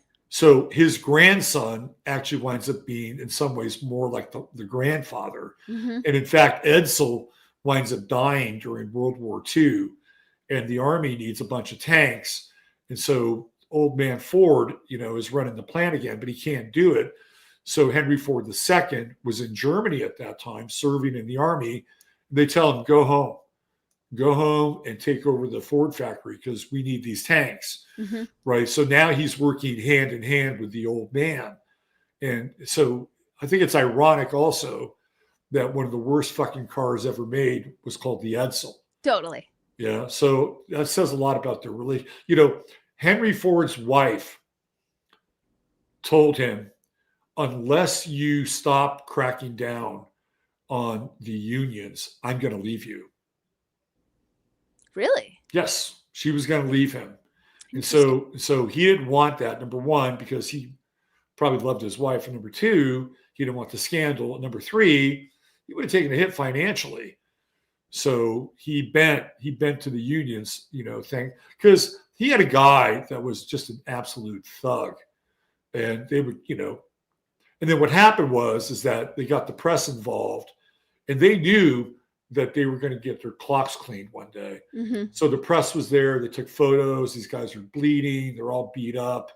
And that's kind of the turning point, because all the other manufacturers were saying yes to the unions, and Ford was like the final holdout around all that. Interesting. Yeah. So the Ford Foundation, Rockefeller Foundation, the Bill and Gates Melinda Foundation, all these foundations are also money laundering for the families as well. Oh, big time. Soros admitted it, that he set up open society foundations so that he wouldn't have to pay taxes, more money could go to Alex. But the other piece about the Rockefellers have, so Libra, and it's important to remember, like, Pritzker's gonna run for president. He just called Trump out a couple days ago saying he has dementia. And that family is riddled with sex scandals, money scandals. Like, there's a lot of corruption there. So they're also really huge in the trans world. Oh, huge. They've got some weird, crazy gender shit. They fund the trans world. Yes. In all of these different capacities, from research to activism to the clinics. Yeah. They're up to their third eye in the trans world as well. Yeah. It's very bizarre how involved they are here, because they don't live here. Their organization isn't here. But so the Rockefellers have multiple foundations: Rockefeller Brothers Fund, Rockefeller Foundation, Henry Rockefeller Fund. I think they have at least 5 funds. So I was asking ChatGPT which of their funds are active here. And it gave me as an example this group called 2030 Inc., which is located in Santa Fe. Have you heard of them? No. So it mentioned some multi-million-dollar grant that the Rockefellers gave them to send to Wuhan, China, for their, like, green infrastructure. And I asked it, I'm like, why would the Rockefellers send money to a Santa Fe NGO to send to China? And it said probably because of the legal issues in sending money directly to China. So I was like, pretty sure this is treason. But there's certainly no one in this state, and I don't even know the country, who would enforce justice. So I think it goes much deeper than just what's happening here locally. Yeah. Man, this is just such a tangled web. And this gets back to the original part of the conversation with the FCC and, not allowing monopolies. There's just no oversight anymore. None. Right. And even the oversight that we have now basically says, yeah, we don't like TikTok. We're going to give it to Larry Ellison. Right. So he can have more of a stronghold on our culture. Right. It's problem solved. Yeah. Like, when you get rid of the oversight, then it's what else is there? There's nothing left. Mm-mm. That part of the estates is just gone. Yeah. And now you have the fifth estate, which is the media. They're taking over. And they were kind of the last bastion of oversight, right? Totally. And now that they're gone, the wolves are in the hen house now. Completely. And so the NGO money that's flowing in here, most of it's going to Black. So it's Black, Indigenous, and LGBTQ plus stuff. So in Santa Fe, 2% of the population is Native, which is the highest. I think we have New Mexico has the most tribes of anyone in the country. The Black population is 1%. There are no numbers for LGBTQ alphabet land, but Hispanics are 51%, and they get none of that money. Isn't that ironic? But all the organizations who are flooding Santa Fe with this money claim to support BIPOC stuff, but it's only if the Hispanics are illegal. If they were born and raised in this country, they're racist, white supremacist colonizers who deserve to be treated like crap and have their history erased. One of the things that most people aren't aware of unless they go to Santa Fe is the massive disparity. We've talked about this in wealth. Yeah, it's huge. If you want to see just absolute opulence, Santa Fe will provide that for you, whether it's the galleries, the restaurants, the mansions, up on the hill. Yep. Right. And then you go down into the flats and you're running into tin sheds and, old RVs and, all this other stuff. And it's like a reservation in some ways. Totally. Right. Totally. And it's like, well, what if they took that money and actually had like a fund to help some of these other people that are living there who happen to be Hispanic. It's like, hey, why don't we have a little gentrification program in your neighborhood? Let's put a park in. Let's plant some trees. Let's make sure you get enough water. We may not be responsible for what you're living in, but let's make the area around it look good and feel good. Right? For sure. But here's the thing. That money is not going to indigenous people. Like, it's not going to the reservations where they don't have running water. It's not going to the, poor indigenous people who don't even have mailboxes. It's going to visibility. So it's going to artists and galleries. It's all optics. Yeah. But it's not being utilized on the ground at all. And then there's this guy. So we have a mayoral election coming up, even though we have Dominion voting machines here. So what's even going to happen? And the guy who's allegedly leading is another Jew from out of town, Justin Green. Mm-hmm. And Green. Right? And his solution for the city, because there's like the controversy around these monuments being pulled down and these Hispanic rituals being banned has not gone away. And so the plaza, which is a historic landmark, and that's where they pulled down the obelisk, there's a lot of controversy over it. That's on the rich part of town, right? The south side is where the poor, dirty people live. Right. So this Justin Green solution is, let's create a new plaza on the south side for the poor brown people, and we rich people will take control of the plaza that they built, and we'll just divide the city in half. Wow. This is the platform he's running on. It's almost like, yeah, let's just go create a new Gaza over there.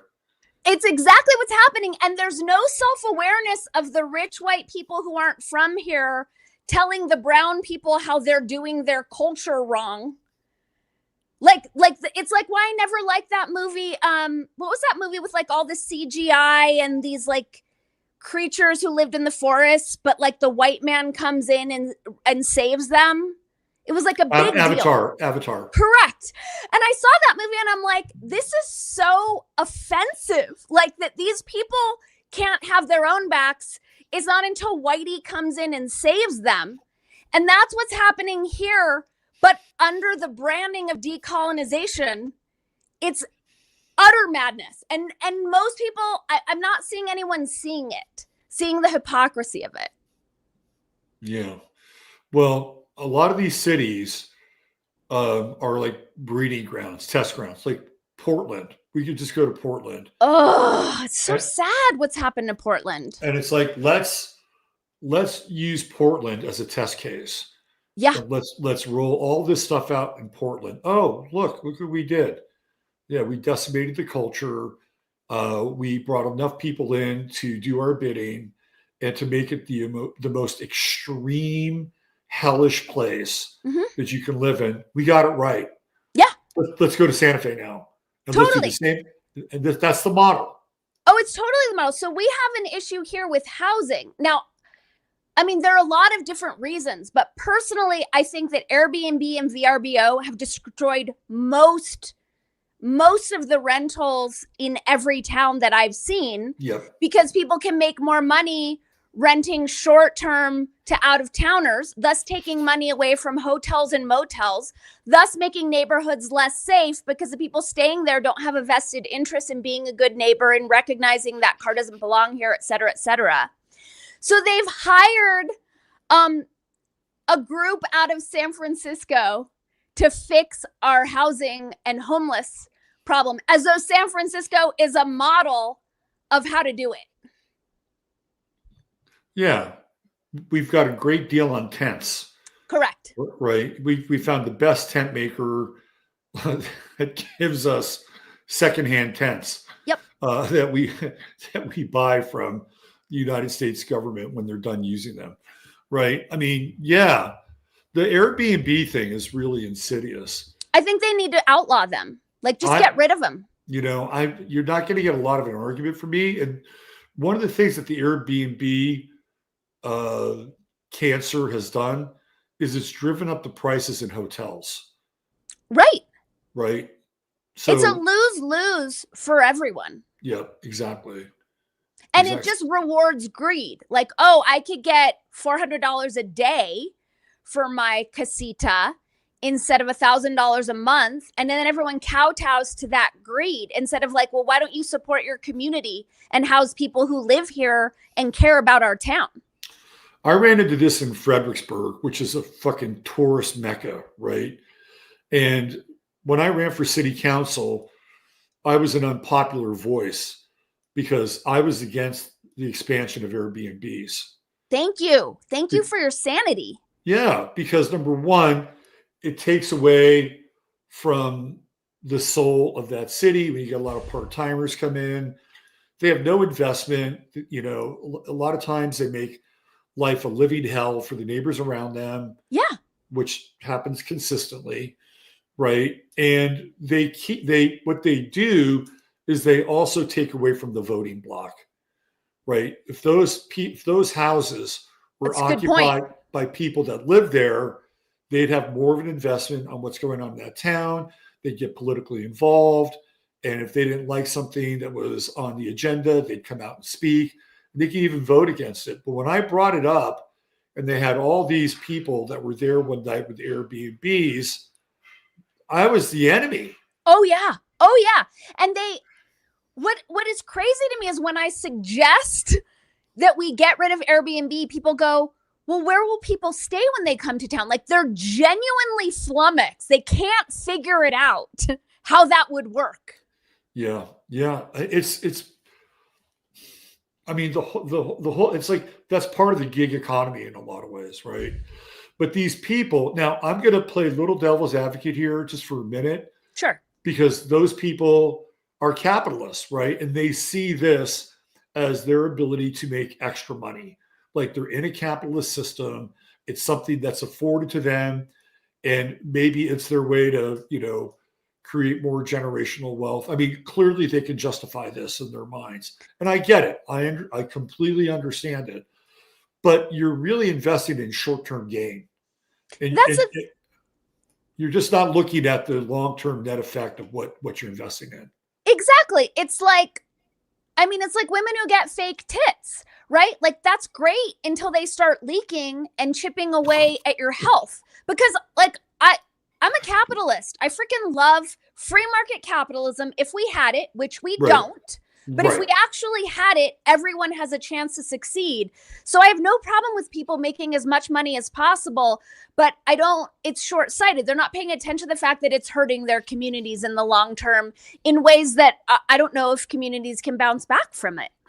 So what I did is when I was running for city council, I went into the tax rolls and which you can access, and you can look at who owns what. Okay. In a particular neighborhood. And I found again and again and again that a number of these houses were owned by consortiums. Okay. And it could be a family that lives in, say, Houston. Yep. Let's say you're a doctor in Houston. You got a lot of FU money. Yep. Right. You could buy 4, 5, 6 houses in a place like Fredericksburg. But there were owners of these properties that were in Florida. Right. Right, and other places. So they're coming in with hammer cash. Correct. Right. So let's say we're playing the capitalist game and you want to get in on the action and you want to buy a place in Fredericksburg so you could have an Airbnb. Well, guess what? Now you're up against one of these consortiums and they're going to outbid you. Right. Right. And that's how the game ultimately, when it's unchecked and unregulated, happens. Now all of a sudden, how's this capitalist game working for you? Right. Every time you go in to get a house, you're getting outbid by somebody who has the FU money and you're going to lose out. And what happens then? They get more places for their monopoly board. Exactly. Yeah. And then fewer people who are devoted to co-creating a healthy, thriving, peaceful, safe community. Because these out-of-towners, they don't care. Why would they? Yeah. So I gotta bring Liddy Lou in here. So she is an Airbnb. I've stayed in whatever Airbnbs. Okay. Right. But to her point, She says we have short-term housing for contract workers, nurses, and sellers in between houses. So there is a function for some of this. But there are right? Marriott Residence Inns that do that same thing, that are Yeah. losing out on business. Yeah. I'm sorry, Liddy. Like, it's nothing personal at all. I'm just not down with it. I feel like it's kind of like the internet. It's a tool that we're not mature enough as a species to utilize in a fair and functional way. Yeah. So it's really, this is one of these conversations that we have with our friends and our family that can be difficult, right? Because for every Liddy Lou, right, who is not a consortium, she's an individual person. Right. You have the consortiums that come in, right, and say, okay, well, we're going to put the hammer down, and we're going to own multiple properties, more than 3 or 4, like 5, 6, 7. So the bigger challenge here, the bigger issue is that when it comes to capitalism, right, we can see this, that a lot of these opportunities have been taken away from us, right? And I tell this story when I was actually going through New Mexico, probably 2015, 2016. And it was like, there's that one part of New Mexico that's kind of alpine. It's way up in the Jemez. Yeah. So I was up there and I saw this petting zoo on the side of the road. Like, and they had a fruit stand, like a dried fruit and nut stand in a petting zoo. It's like, I got to stop here and figure out how they got a freaking petting zoo here. And so I talked to the guy who owned it, and he said, well, originally we were apple farmers. And then Clinton came in and did a deal with China in most favored nation trading status. And not only that, but NAFTA. See, they sold a lot of their apples to Mexico. Okay. And NAFTA came in and they couldn't sell their apples to Mexico anymore. So their market literally dried up for their apples. Yeah. Right. And they had workers and everything. They had a pipeline, the apples going to Mexico. And a lot of people don't know this, but they couldn't even sell the apples to like American manufacturers because China has that kind of locked down. When you buy applesauce and you buy apple juice, most of it comes from China. So their apple market was not the organic stuff. Yeah. But like the stuff you get in your juice boxes for your kids, that comes from China. American apples go to China and they process it there and it comes back. How efficient. So they had their apple business cut off at the knees. Right. Right. So then they started to have sheep and they were doing wool. Well, apparently part of the reintroduction of wolves included New Mexico. Did you know that? I don't think I did. Right. So Mexico is a species called the red wolf or the lobo. Mm-hmm. So they reintroduced these wolves to New Mexico. So guess what happens? They come after their sheep. Right. Now they can't do that anymore. So eventually, this is the story that leads to the petting zoo. Right. And this is how these global markets, even ones that are just across the border from New Mexico, get shut down, and the playing field becomes uneven. And I get it. I understand why people would want to do Airbnb because it's kind of like China, right? The only thing people can do in China is buy real estate. That's it. They have their money, they buy real estate. That real estate's worthless and it doesn't really do anything. But it's the last kind of bastion or outpost for people to do that. And I understand it and I get it. But in a dense and concentrated form, I just don't think it's good for communities. I don't think it's good for communities either. And I want to be clear, like we're old school. Like I have no problem disagreeing with people on issues and still loving them. Like I have friends who do Airbnb and I don't agree with it, but it doesn't change my opinion of them. But let's even talk about the wolves. Like if there was a surplus of sheep and it was upending the ecosystem, then it would be smart to bring in wolves to even it out. Right. If there was a surplus of housing, it would make sense to do Airbnb to even it out. But we're dealing like 2021, when I was looking for a place to live, we had a 2% rental market. 2% of availability. We have 3,000 units that are taken off of the rental market for Airbnb. So given that we're in an extreme shortage, you're acting against the best interests of the community at large to continue to Airbnb, to hoard your property and to not give it to people in the community who need it so that you can make more cash. If we're in a surplus, it's a different conversation, but we're not. Well, the other part of this too is that we're into problem, reaction, solution territory. Yeah. So what's the solution? It's the stack 'em and pack 'ems. Totally. Right? Which is what they're bringing in the San Francisco people to build for us. And they're all smart. So they're all total surveillance and total EMF exposure and hideous and all the things. Yeah, no problem. We'll take care of the housing shortage. That we created. We'll put people in 25 by 25s. Correct. And we'll put a Starbucks. We'll put a Starbucks down there. We'll put a little brew pub down there. We'll put a dry cleaner down there. We'll make sure that you don't even have to leave your fucking building. Yeah, and we'll give you free fentanyl while we're at it. Thank you, Open Society. Yeah. So how many people do you run into in Santa Fe that are aware of this? Of the NGO problem? Yeah. 0. And I just interviewed one of the mayoral candidates who, and God bless him, because I do think he's our best shot, Ron Trujillo. I don't think any of them have heard. They have no idea what I'm talking about when I bring this up, because like I said, there's a total lock on information space. Even on the, so I just got thrown off from Nextdoor for bringing this up. Even our Santa Fe Facebook groups are totally censored. So there's such a lockdown on information sharing. I think zero people / leadership in this community understand that we are being run by out-of-town billionaires. Right. I think people who work for these papers don't know. No, they don't know. And why? Because they've gone through a university system that has indoctrinated them and given them a very different version of what journalism is about. Right? It's like there's the boogeyman. Right, the boogeyman, but they're not trained to really have a 360-degree view of what that looks like. So not only are they not trained in that through the universities, but they have these accelerator programs. So every NGO that's here, like Omidyar has his accelerator program called New Mexico Local Journalists Fund. Santa Fe Art Institute, they have their art activism incubators.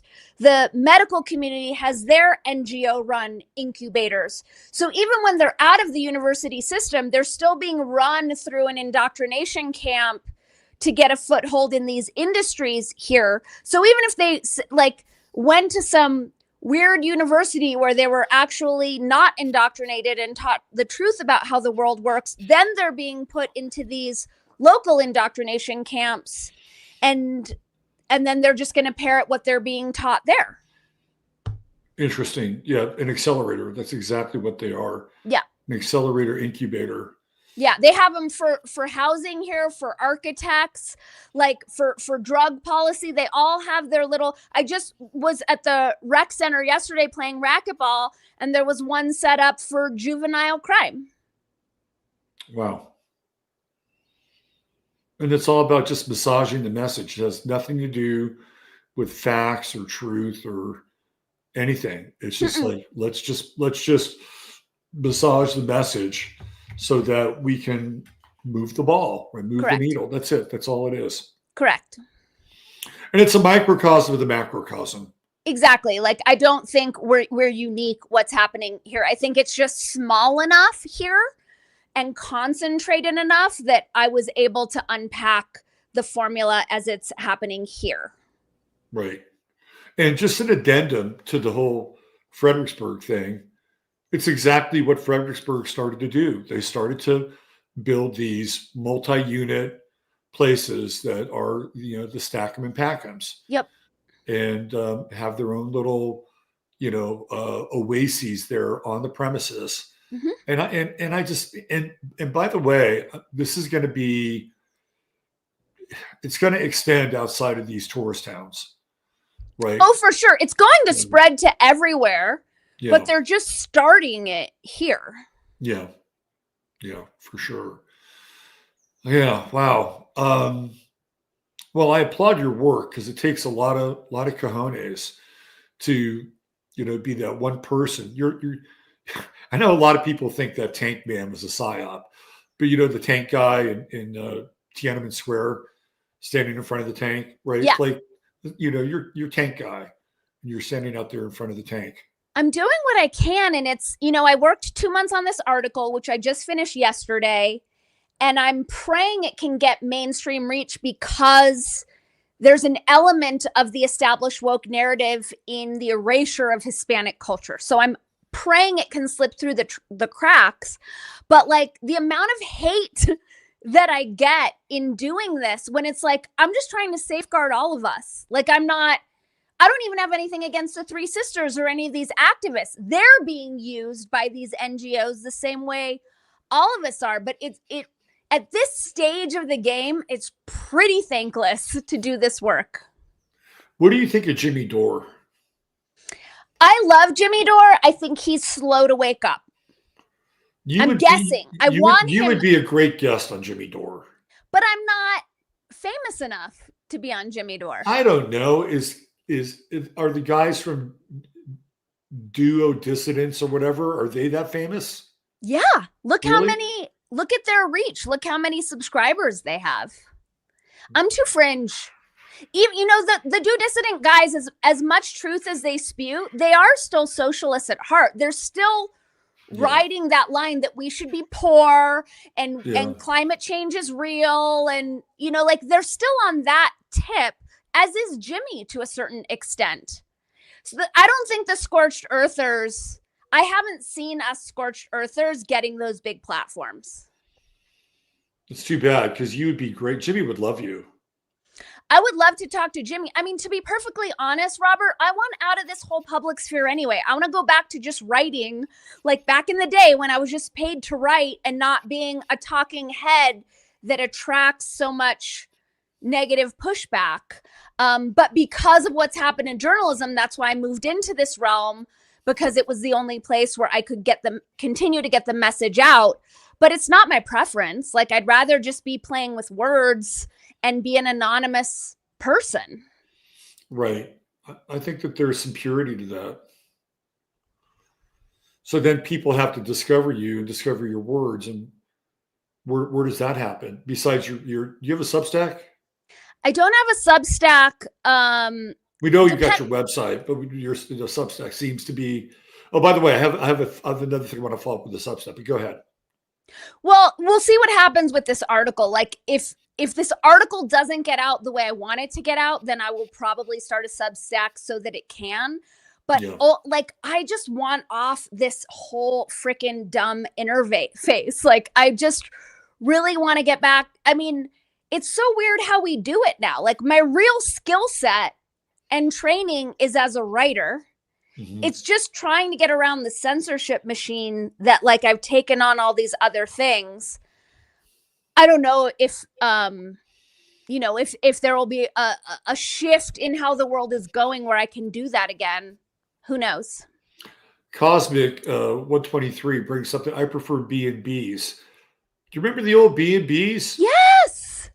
Those were lovely. Those were lovely. Even the way they run Airbnb, it's like you have this like monstrosity, this gatekeeper that's in between the person renting and the person wanting to rent.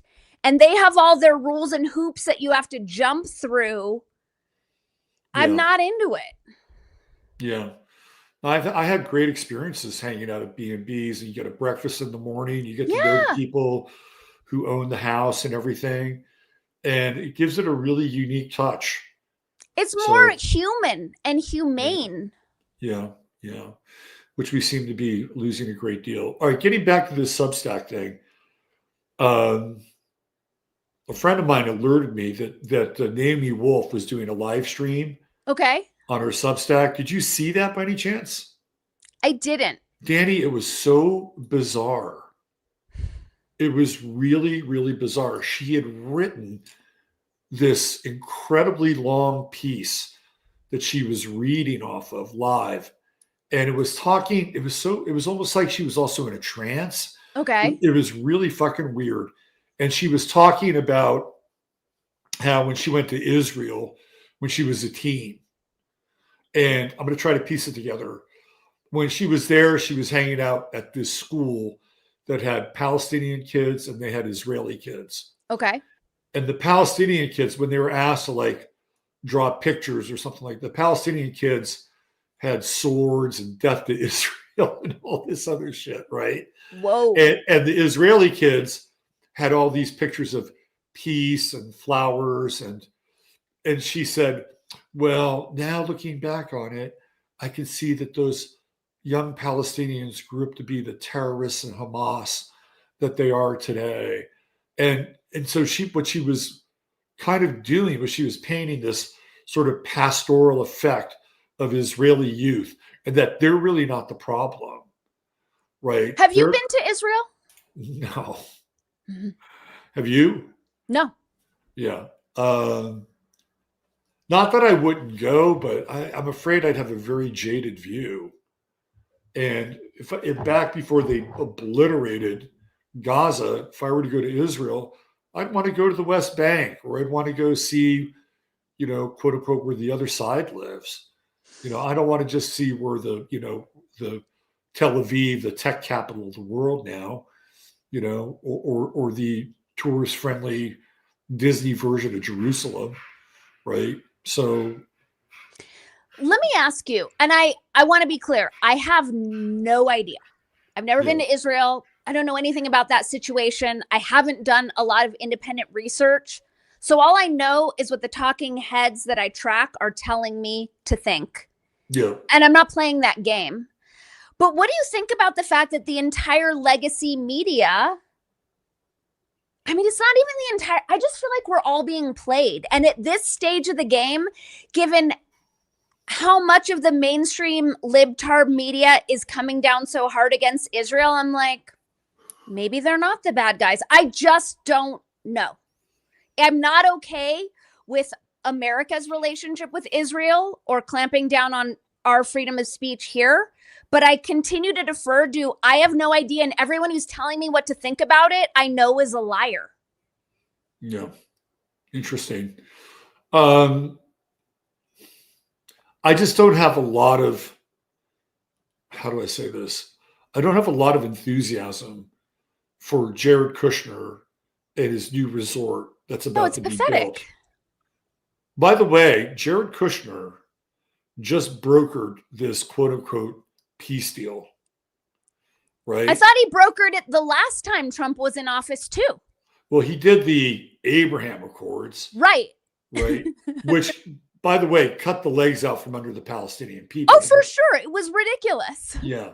So now he's being crowned as this like savior who's bringing peace to the Middle East, right? Do you want to see Jim Carrey's latest painting? Yes, I do. And what do you think of Jim Carrey? Again, I'm not even sure if that's Jim Carrey anymore. Remember when he did the sneaker thing around when everyone was like kneeling and bowing their heads around the Pledge of Allegiance or the Star Spangled Banner? Yep. And he showed up on whoever show it was and like plopped his Nikes on the counter. I don't remember that. That was the first time I realized that he was in on it and like playing, although I was slow. Like, of course they're all in on it. So who's the man in this rendering? That's Jared Kushner. Okay. And 666 is a reference to the property they own on East 5th Street in Manhattan. Okay. Which used to be the Lucent Technology Building. An interesting name, Lucent. Was there it makes me think of Lucent Dossier. Was there a caption that accompanied this post? No, that's just it. He's making. Yeah, I've always thought that I used to call Jared Kushner Secret Agent 00666 because he's that guy in the shadows. Mm-hmm. right? He was the guy that was, I think he was running a lot of the Trump White House Oh, for sure. from 2016 to 2020. I mean, isn't conjecture that's why he married Ivanka? It seems like it's an arranged marriage. For sure. And, Trump's in on it, right? Trump pardoned his father, Charles. Mm-hmm. Now Charles is the ambassador to France. Okay. Yeah. He didn't pardon him. He basically expunged his record. Okay. Because Charles Kushner got into a really weird lawsuit with, I think, his brother-in-law, if I'm not mistaken, and he was going to testify against him for being corrupt and doing all these really shitty real estate deals, because they, of course, involved the brother-in-law. And Charles Kushner was going to run a sting for the brother-in-law and get him set up with a prostitute and have him like blackmail because he fucked around on his wife, right? So not only was Charles Kushner in trouble for what he was doing with his money and the real estate and the laundering and all that shit, but now he was in trouble for coercing a witness and doing all this other in his own family. But that's not that's not out of the that's not out of the picture for some of these guys. Larry Silverstein did the same thing to his brother-in-law, who they were competing to buy the World Trade Center. Larry Silverstein's brother-in-law hated him. They were business partners at one point. They had a big falling out. They're both trying to buy the World Trade Center complex. And then shortly before this whole thing happens, his brother-in-law mysteriously drops out. Then his brother-in-law dies and has a heart attack. Imagine that. So this whole thing with the World Trade Center goes down. Larry Silverstein, he owns it for like a couple months. It wasn't like Larry Silverstein owned the World Trade Center and did all these great improvements. And no, he gets the insurance policy and that's it. It's like, it's go time. Yep. Yeah. So Jared Kushner is dark. He's really, really dark. Yeah. And now he just checked the box because that's what the Antichrist is supposed to do, right? The Antichrist is supposed to bring peace to the world. Is this peace deal more fair to the Palestinians than the Abraham Accords were? I don't know. I'm not in Okay. the weeds. I'm not in the weeds on it. Okay. But Hamas is a fake entity anyway, right? Hamas was created by Bibi Netanyahu so they could control the opposition, right? It came down to a vote, like who's going to represent the Palestinian people? Is it going to be the PLO and Yasser Arafat, or is it going to be Hamas? Mm-hmm. And they were like, well, let's create Hamas. He funded Hamas, and Hamas won the election. Hamas has, theoretically been representing the Palestinian people ever since. And a lot of the Palestinian people, they're like, we're not really down with Hamas, and they're kind of caught in this crossfire. But even the crossfire is fake, right? And so if you have people that are, inside of the inside of Gaza who are shooting back, are they Hamas or are they people who are just trying to defend their homes? I don't know. I don't know the answer to that. Right. Yeah. I mean, that's what I keep coming back to with the whole Israel situation, is that it's so opaque. I don't even know what's up. And it's so far away. That's like, I'm just really focused on my local realm. Right. Yeah. Yeah. So, and then, and that's where theoretically it should be, because that's where you have the most theoretical oversight and power in the situation. Every Wednesday here, there's a Palestine protest in the middle of Santa Fe. And I'm always like, you guys couldn't raise an eyebrow about COVID, lockdown, censorship, stolen elections. What needles do they think they're moving on the ground in Santa Fe for an overseas war?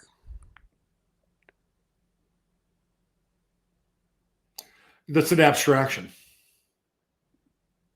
It's an empty gesture. It's optics. It's virtue signaling. It's just an abstraction. There's no way that you can, unless you're dealing with chaos theory, right? And, butterfly flapping its wings in China, you have a a storm in Africa. Like, but that's a long reach, right?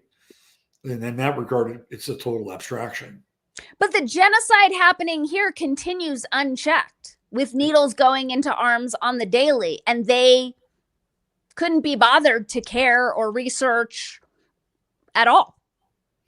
Speaking of arms and needles and arms in the daily, do you see what happened to Gene Simmons? No, but I did wait on him once. How did he tip you? I think he tipped well. I think he was an easy late lunch table when I worked at Luke. Was he there with Shannon Tweed? I think so. Yeah. So he was driving down the PCH. He passed out in his car, wheel of his car. Is he alive? Oh yeah, he's alive. And so, like, you know, Joan and I joke about accidents. For sure. Yeah. That there are people that are driving and all of a sudden, you know, they can't pilot their vehicle. So I'd be willing to bet he had a accident because he was a huge vax pusher. Well, and same with whatever's going on with Dolly Parton. Oh, Dolly Parton is an MK Ultra girl. For sure. Yeah. Yeah. She meets all the criteria. No children. Right. Her husband, like somebody like Dolly Parton, let's face it, whatever Dolly Parton is, still at this age, pretty good to look at, right? You look at her husband, like, what the fuck does this guy do? Like, who is he? I mean, he meets all the criterion for being a handler. Oh, that makes sense. Yeah. Masaki sent me a photo of Dolly Parton sitting right in front of a Masonic checkerboard, like she was posing. Let me see if I have that. I'll show people this. Let me see if I can find it. Masaki sends me the best info. You know, he's in Japan and he's boots on the ground and they are doing everything. I mean, everything in their power right now. Let me see if I can just do this. To turn Japan into a new place where they're bringing refugees in. Oh, Jesus. Yep. And they've got like all these African village towns like set up as part of their. So this is Dolly Parton from the Masonic Grand Lodge in 2006. Let me bring this up here. Right here. So Masaki is going to come on the show and he's mapping this stuff out. There's Dolly Parton. Oh, wow. And the red. Right. The Horror Babylon, right? Horror Babylon. That's from 2006. Let me show you this map that Masaki sent me. I mean, this really gets into how planned out these things are and how they want to just turn everything into this, you know, weird global village. You know, it's a small world after all. Hold on, let me see if I can find it. And he's going to come on the show and he's going to break this stuff down because he has had a front row seat. So let's see. Can I do this? Let's see.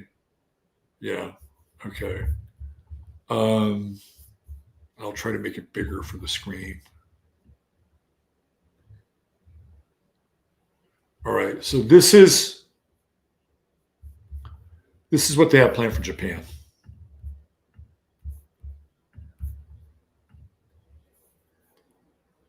Right. So in Imbari City, the Hibi prefecture, they have like basically a place for people from Mozambique. Oh, Jesus. Right.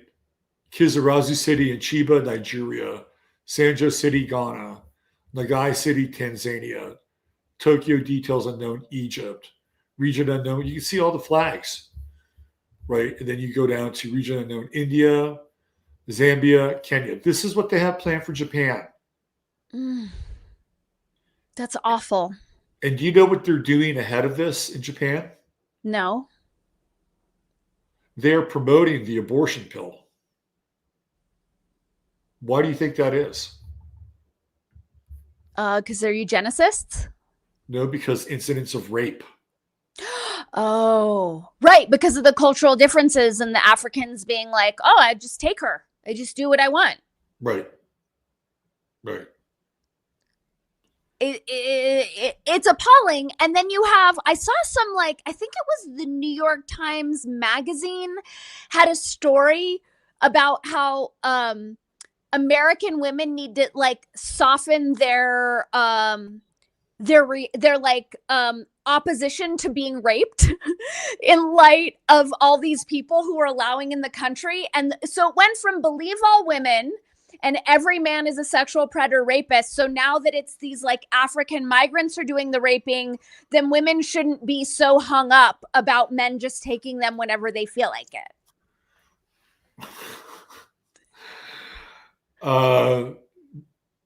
Yeah. So when are we going to get a movie where a woman gets raped by a migrant and then it's terrible, but then they wind up falling in love? Right? That's coming. That's going to be a Netflix movie or Netflix series. Oh, for sure. For sure. And it's just something we have to do for, climate change or something. Something absolutely ridiculous. Oh yeah. Yeah, not only was she raped, but she found her soulmate. Yeah. Oh, it'll be like a whole Netflix thing. And then their child will be like a trans autistic thing. Yeah, that'll be later on. That'll be like, maybe season 3.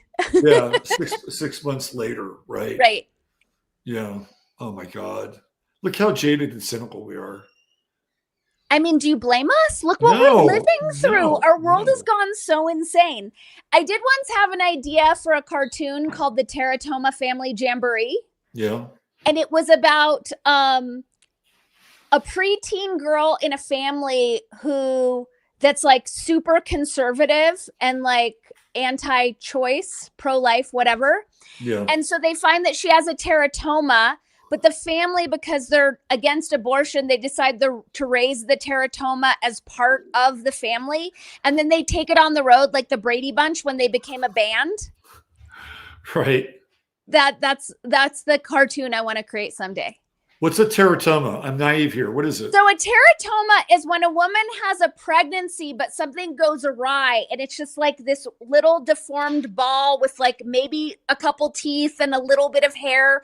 And it'll continue to grow, but it's not like a viable person. Like a racer head or something like that? Yeah. I would recommend looking it up just so you can see what I'm talking about. It's like an anomaly where something's gone wrong, but in my teratoma family jamboree story, they raise the teratoma like it's a person, like it's part of the family. Oh my God. That's kind of like a racer head, actually. Wow. I can see that. It sounds like Comedy Central, but I can see that winding up on Netflix or Amazon Prime or something like that. Yeah. Okay. Well, can we end our little soiree here on perhaps a positive note to send people out on, like maybe telling them where they can find your books? Yes. Well, the most positive note that I can send people out on is that this is available, and it's the world's greatest transformational coloring book. It's super thick, 454 pages of only uplifting, positive awesomeness. There you go. Now you just did that?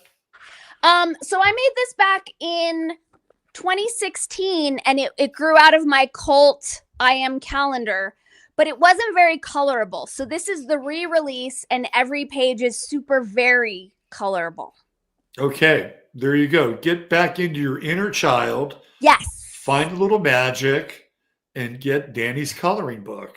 Yes, do that. Old Lady T says that's also called a hydidiform male. Were you aware of that? Is this what the teratoma? Yes. I did not know that. But a friend of mine had one, and she keeps it in a jar on her mantle because she's a weirdo. That's an interesting friend. Yeah, she's awesome. Love her. Yeah, love the weirdos. Very interesting. Teratoma strong. On a positive note, I did just write the article about what's going on here. Yeah. And when it gets published, there's a possibility, thank you so much, Thor, that it brings this nonsense to an end. Right? Like, we're shining a light on it. You having me on your show and allowing me to talk about it shines a light on it. Now, everyone who's watching, we all know about it. We can all bring this into the conversations we're having with people in our local communities about what's really going on. So even though it's kind of frustrating, like, this is how we put a stop to this. So I think ultimately it is positive. We have to see what we're dealing with so that we can stop it and create the solutions that are going to get us out of this. So I feel like this is moving us closer to liberating all of us. You know, and just to give people a sense that you can actually make a change. Let me just throw this up here. Hold on. I don't know let me see.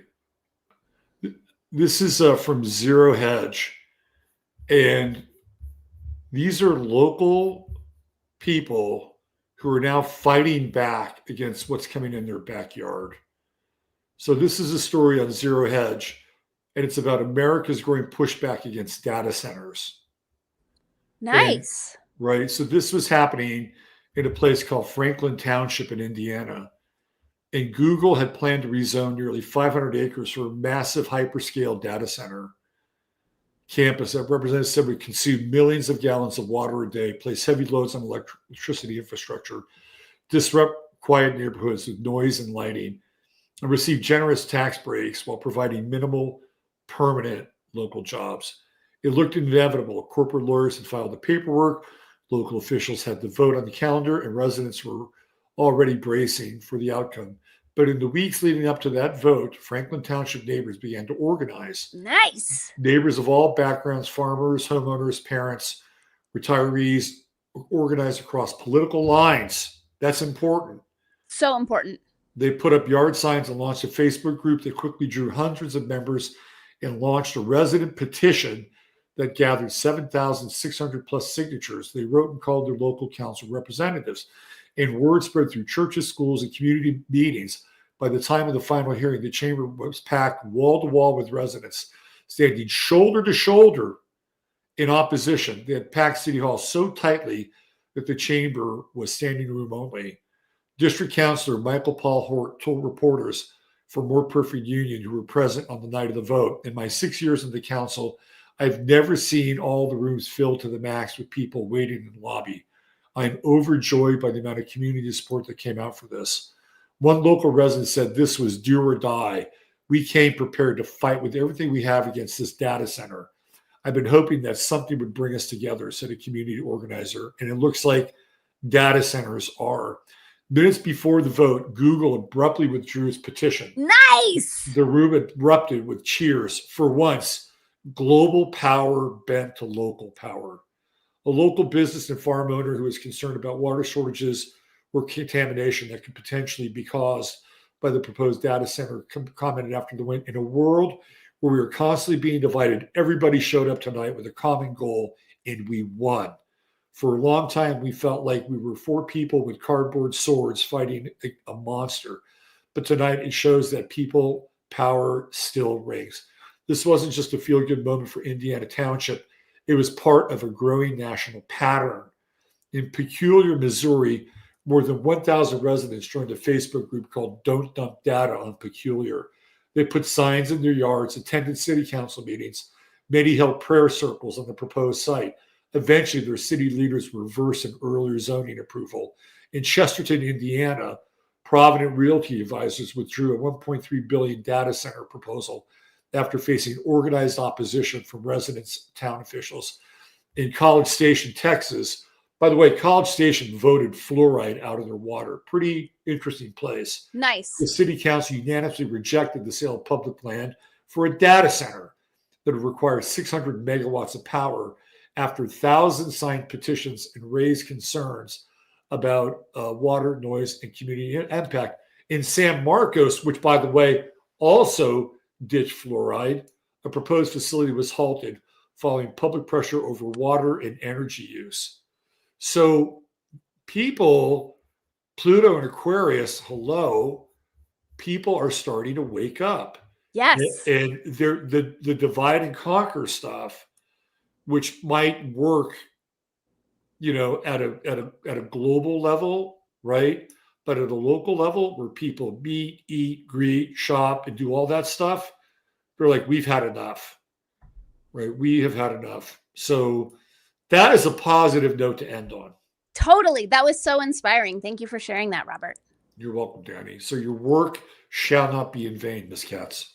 Thank you, sir. From your mouth to all the God's ears. All right. So Dani, we'll see you in a couple of months, and we'll check in on you and your work. And go get Dani's coloring book. And if you have, for whether it's the child in you or a child that's near you that is a family member that might still use crayons, hey, why not? It is Tom Robbins approved. Tom Robbins approved. Mm-hmm. Tom Robbins, the author? Yep. He loved it. And he gifted it to his niece. And he said it succeeded in flinging open a host of cosmic doorways for her. Tom Robbins is underrated. Oh, yeah. Yeah, he's really... Definitely. Yeah, we were blessed to be contemporaries with him. Yeah, for sure. All right, Dani, keep up the good work. Thank you, Robert. I'll see you soon, my friend. We'll see you next time. Bye for now. Bye. There she was, the great Dani Katz. So one of the cool things about having people on this show is that sometimes you may not agree with all of their points of view, right? Not everybody agrees with Russ Winter. Not everybody agrees with me, for that matter.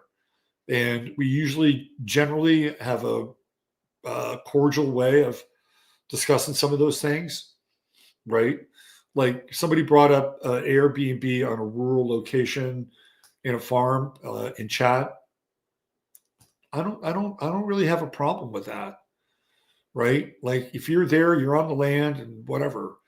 But the problem with the Airbnb stuff for me, especially with a town like Fredericksburg, which is a tourist city, is it takes away from the soul of the city.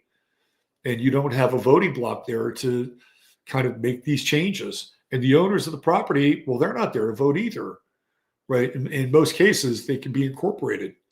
So I guess corporations have votes now. So maybe if they showed up as a corporation, they may be able to vote. Okay, that's it for now. Thanks for being here. We'll be back on Sunday night with Sunday Night Astro Live. Next week, I will not be doing a show. I'll be at the Bridge Expo up there in Frisco, Texas, where I will be seeing our good friend Liddy Luke, who she knows I love. And after that, I think the following Friday, we're going to have another friend of the show, JJ Rain DeBlanc, who has a kind of an interesting book for not just Halloween. She's come out with another book, which is about waking up from hypnosis, right? So JJ, who is our resident jeweler, artist, sculptor, is now putting pen to paper. So congratulations, JJ. I look forward to having you on the show.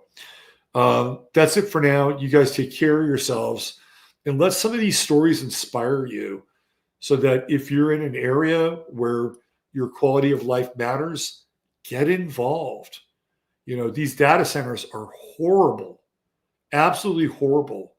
And they're like black holes of resources. So congratulations to all those small towns that fought back and pushed back. That's the way it should be.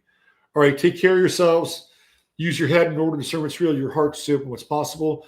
Don't forget our good friend Chris over at True Hemp Science. Treat each other well. Bye for now.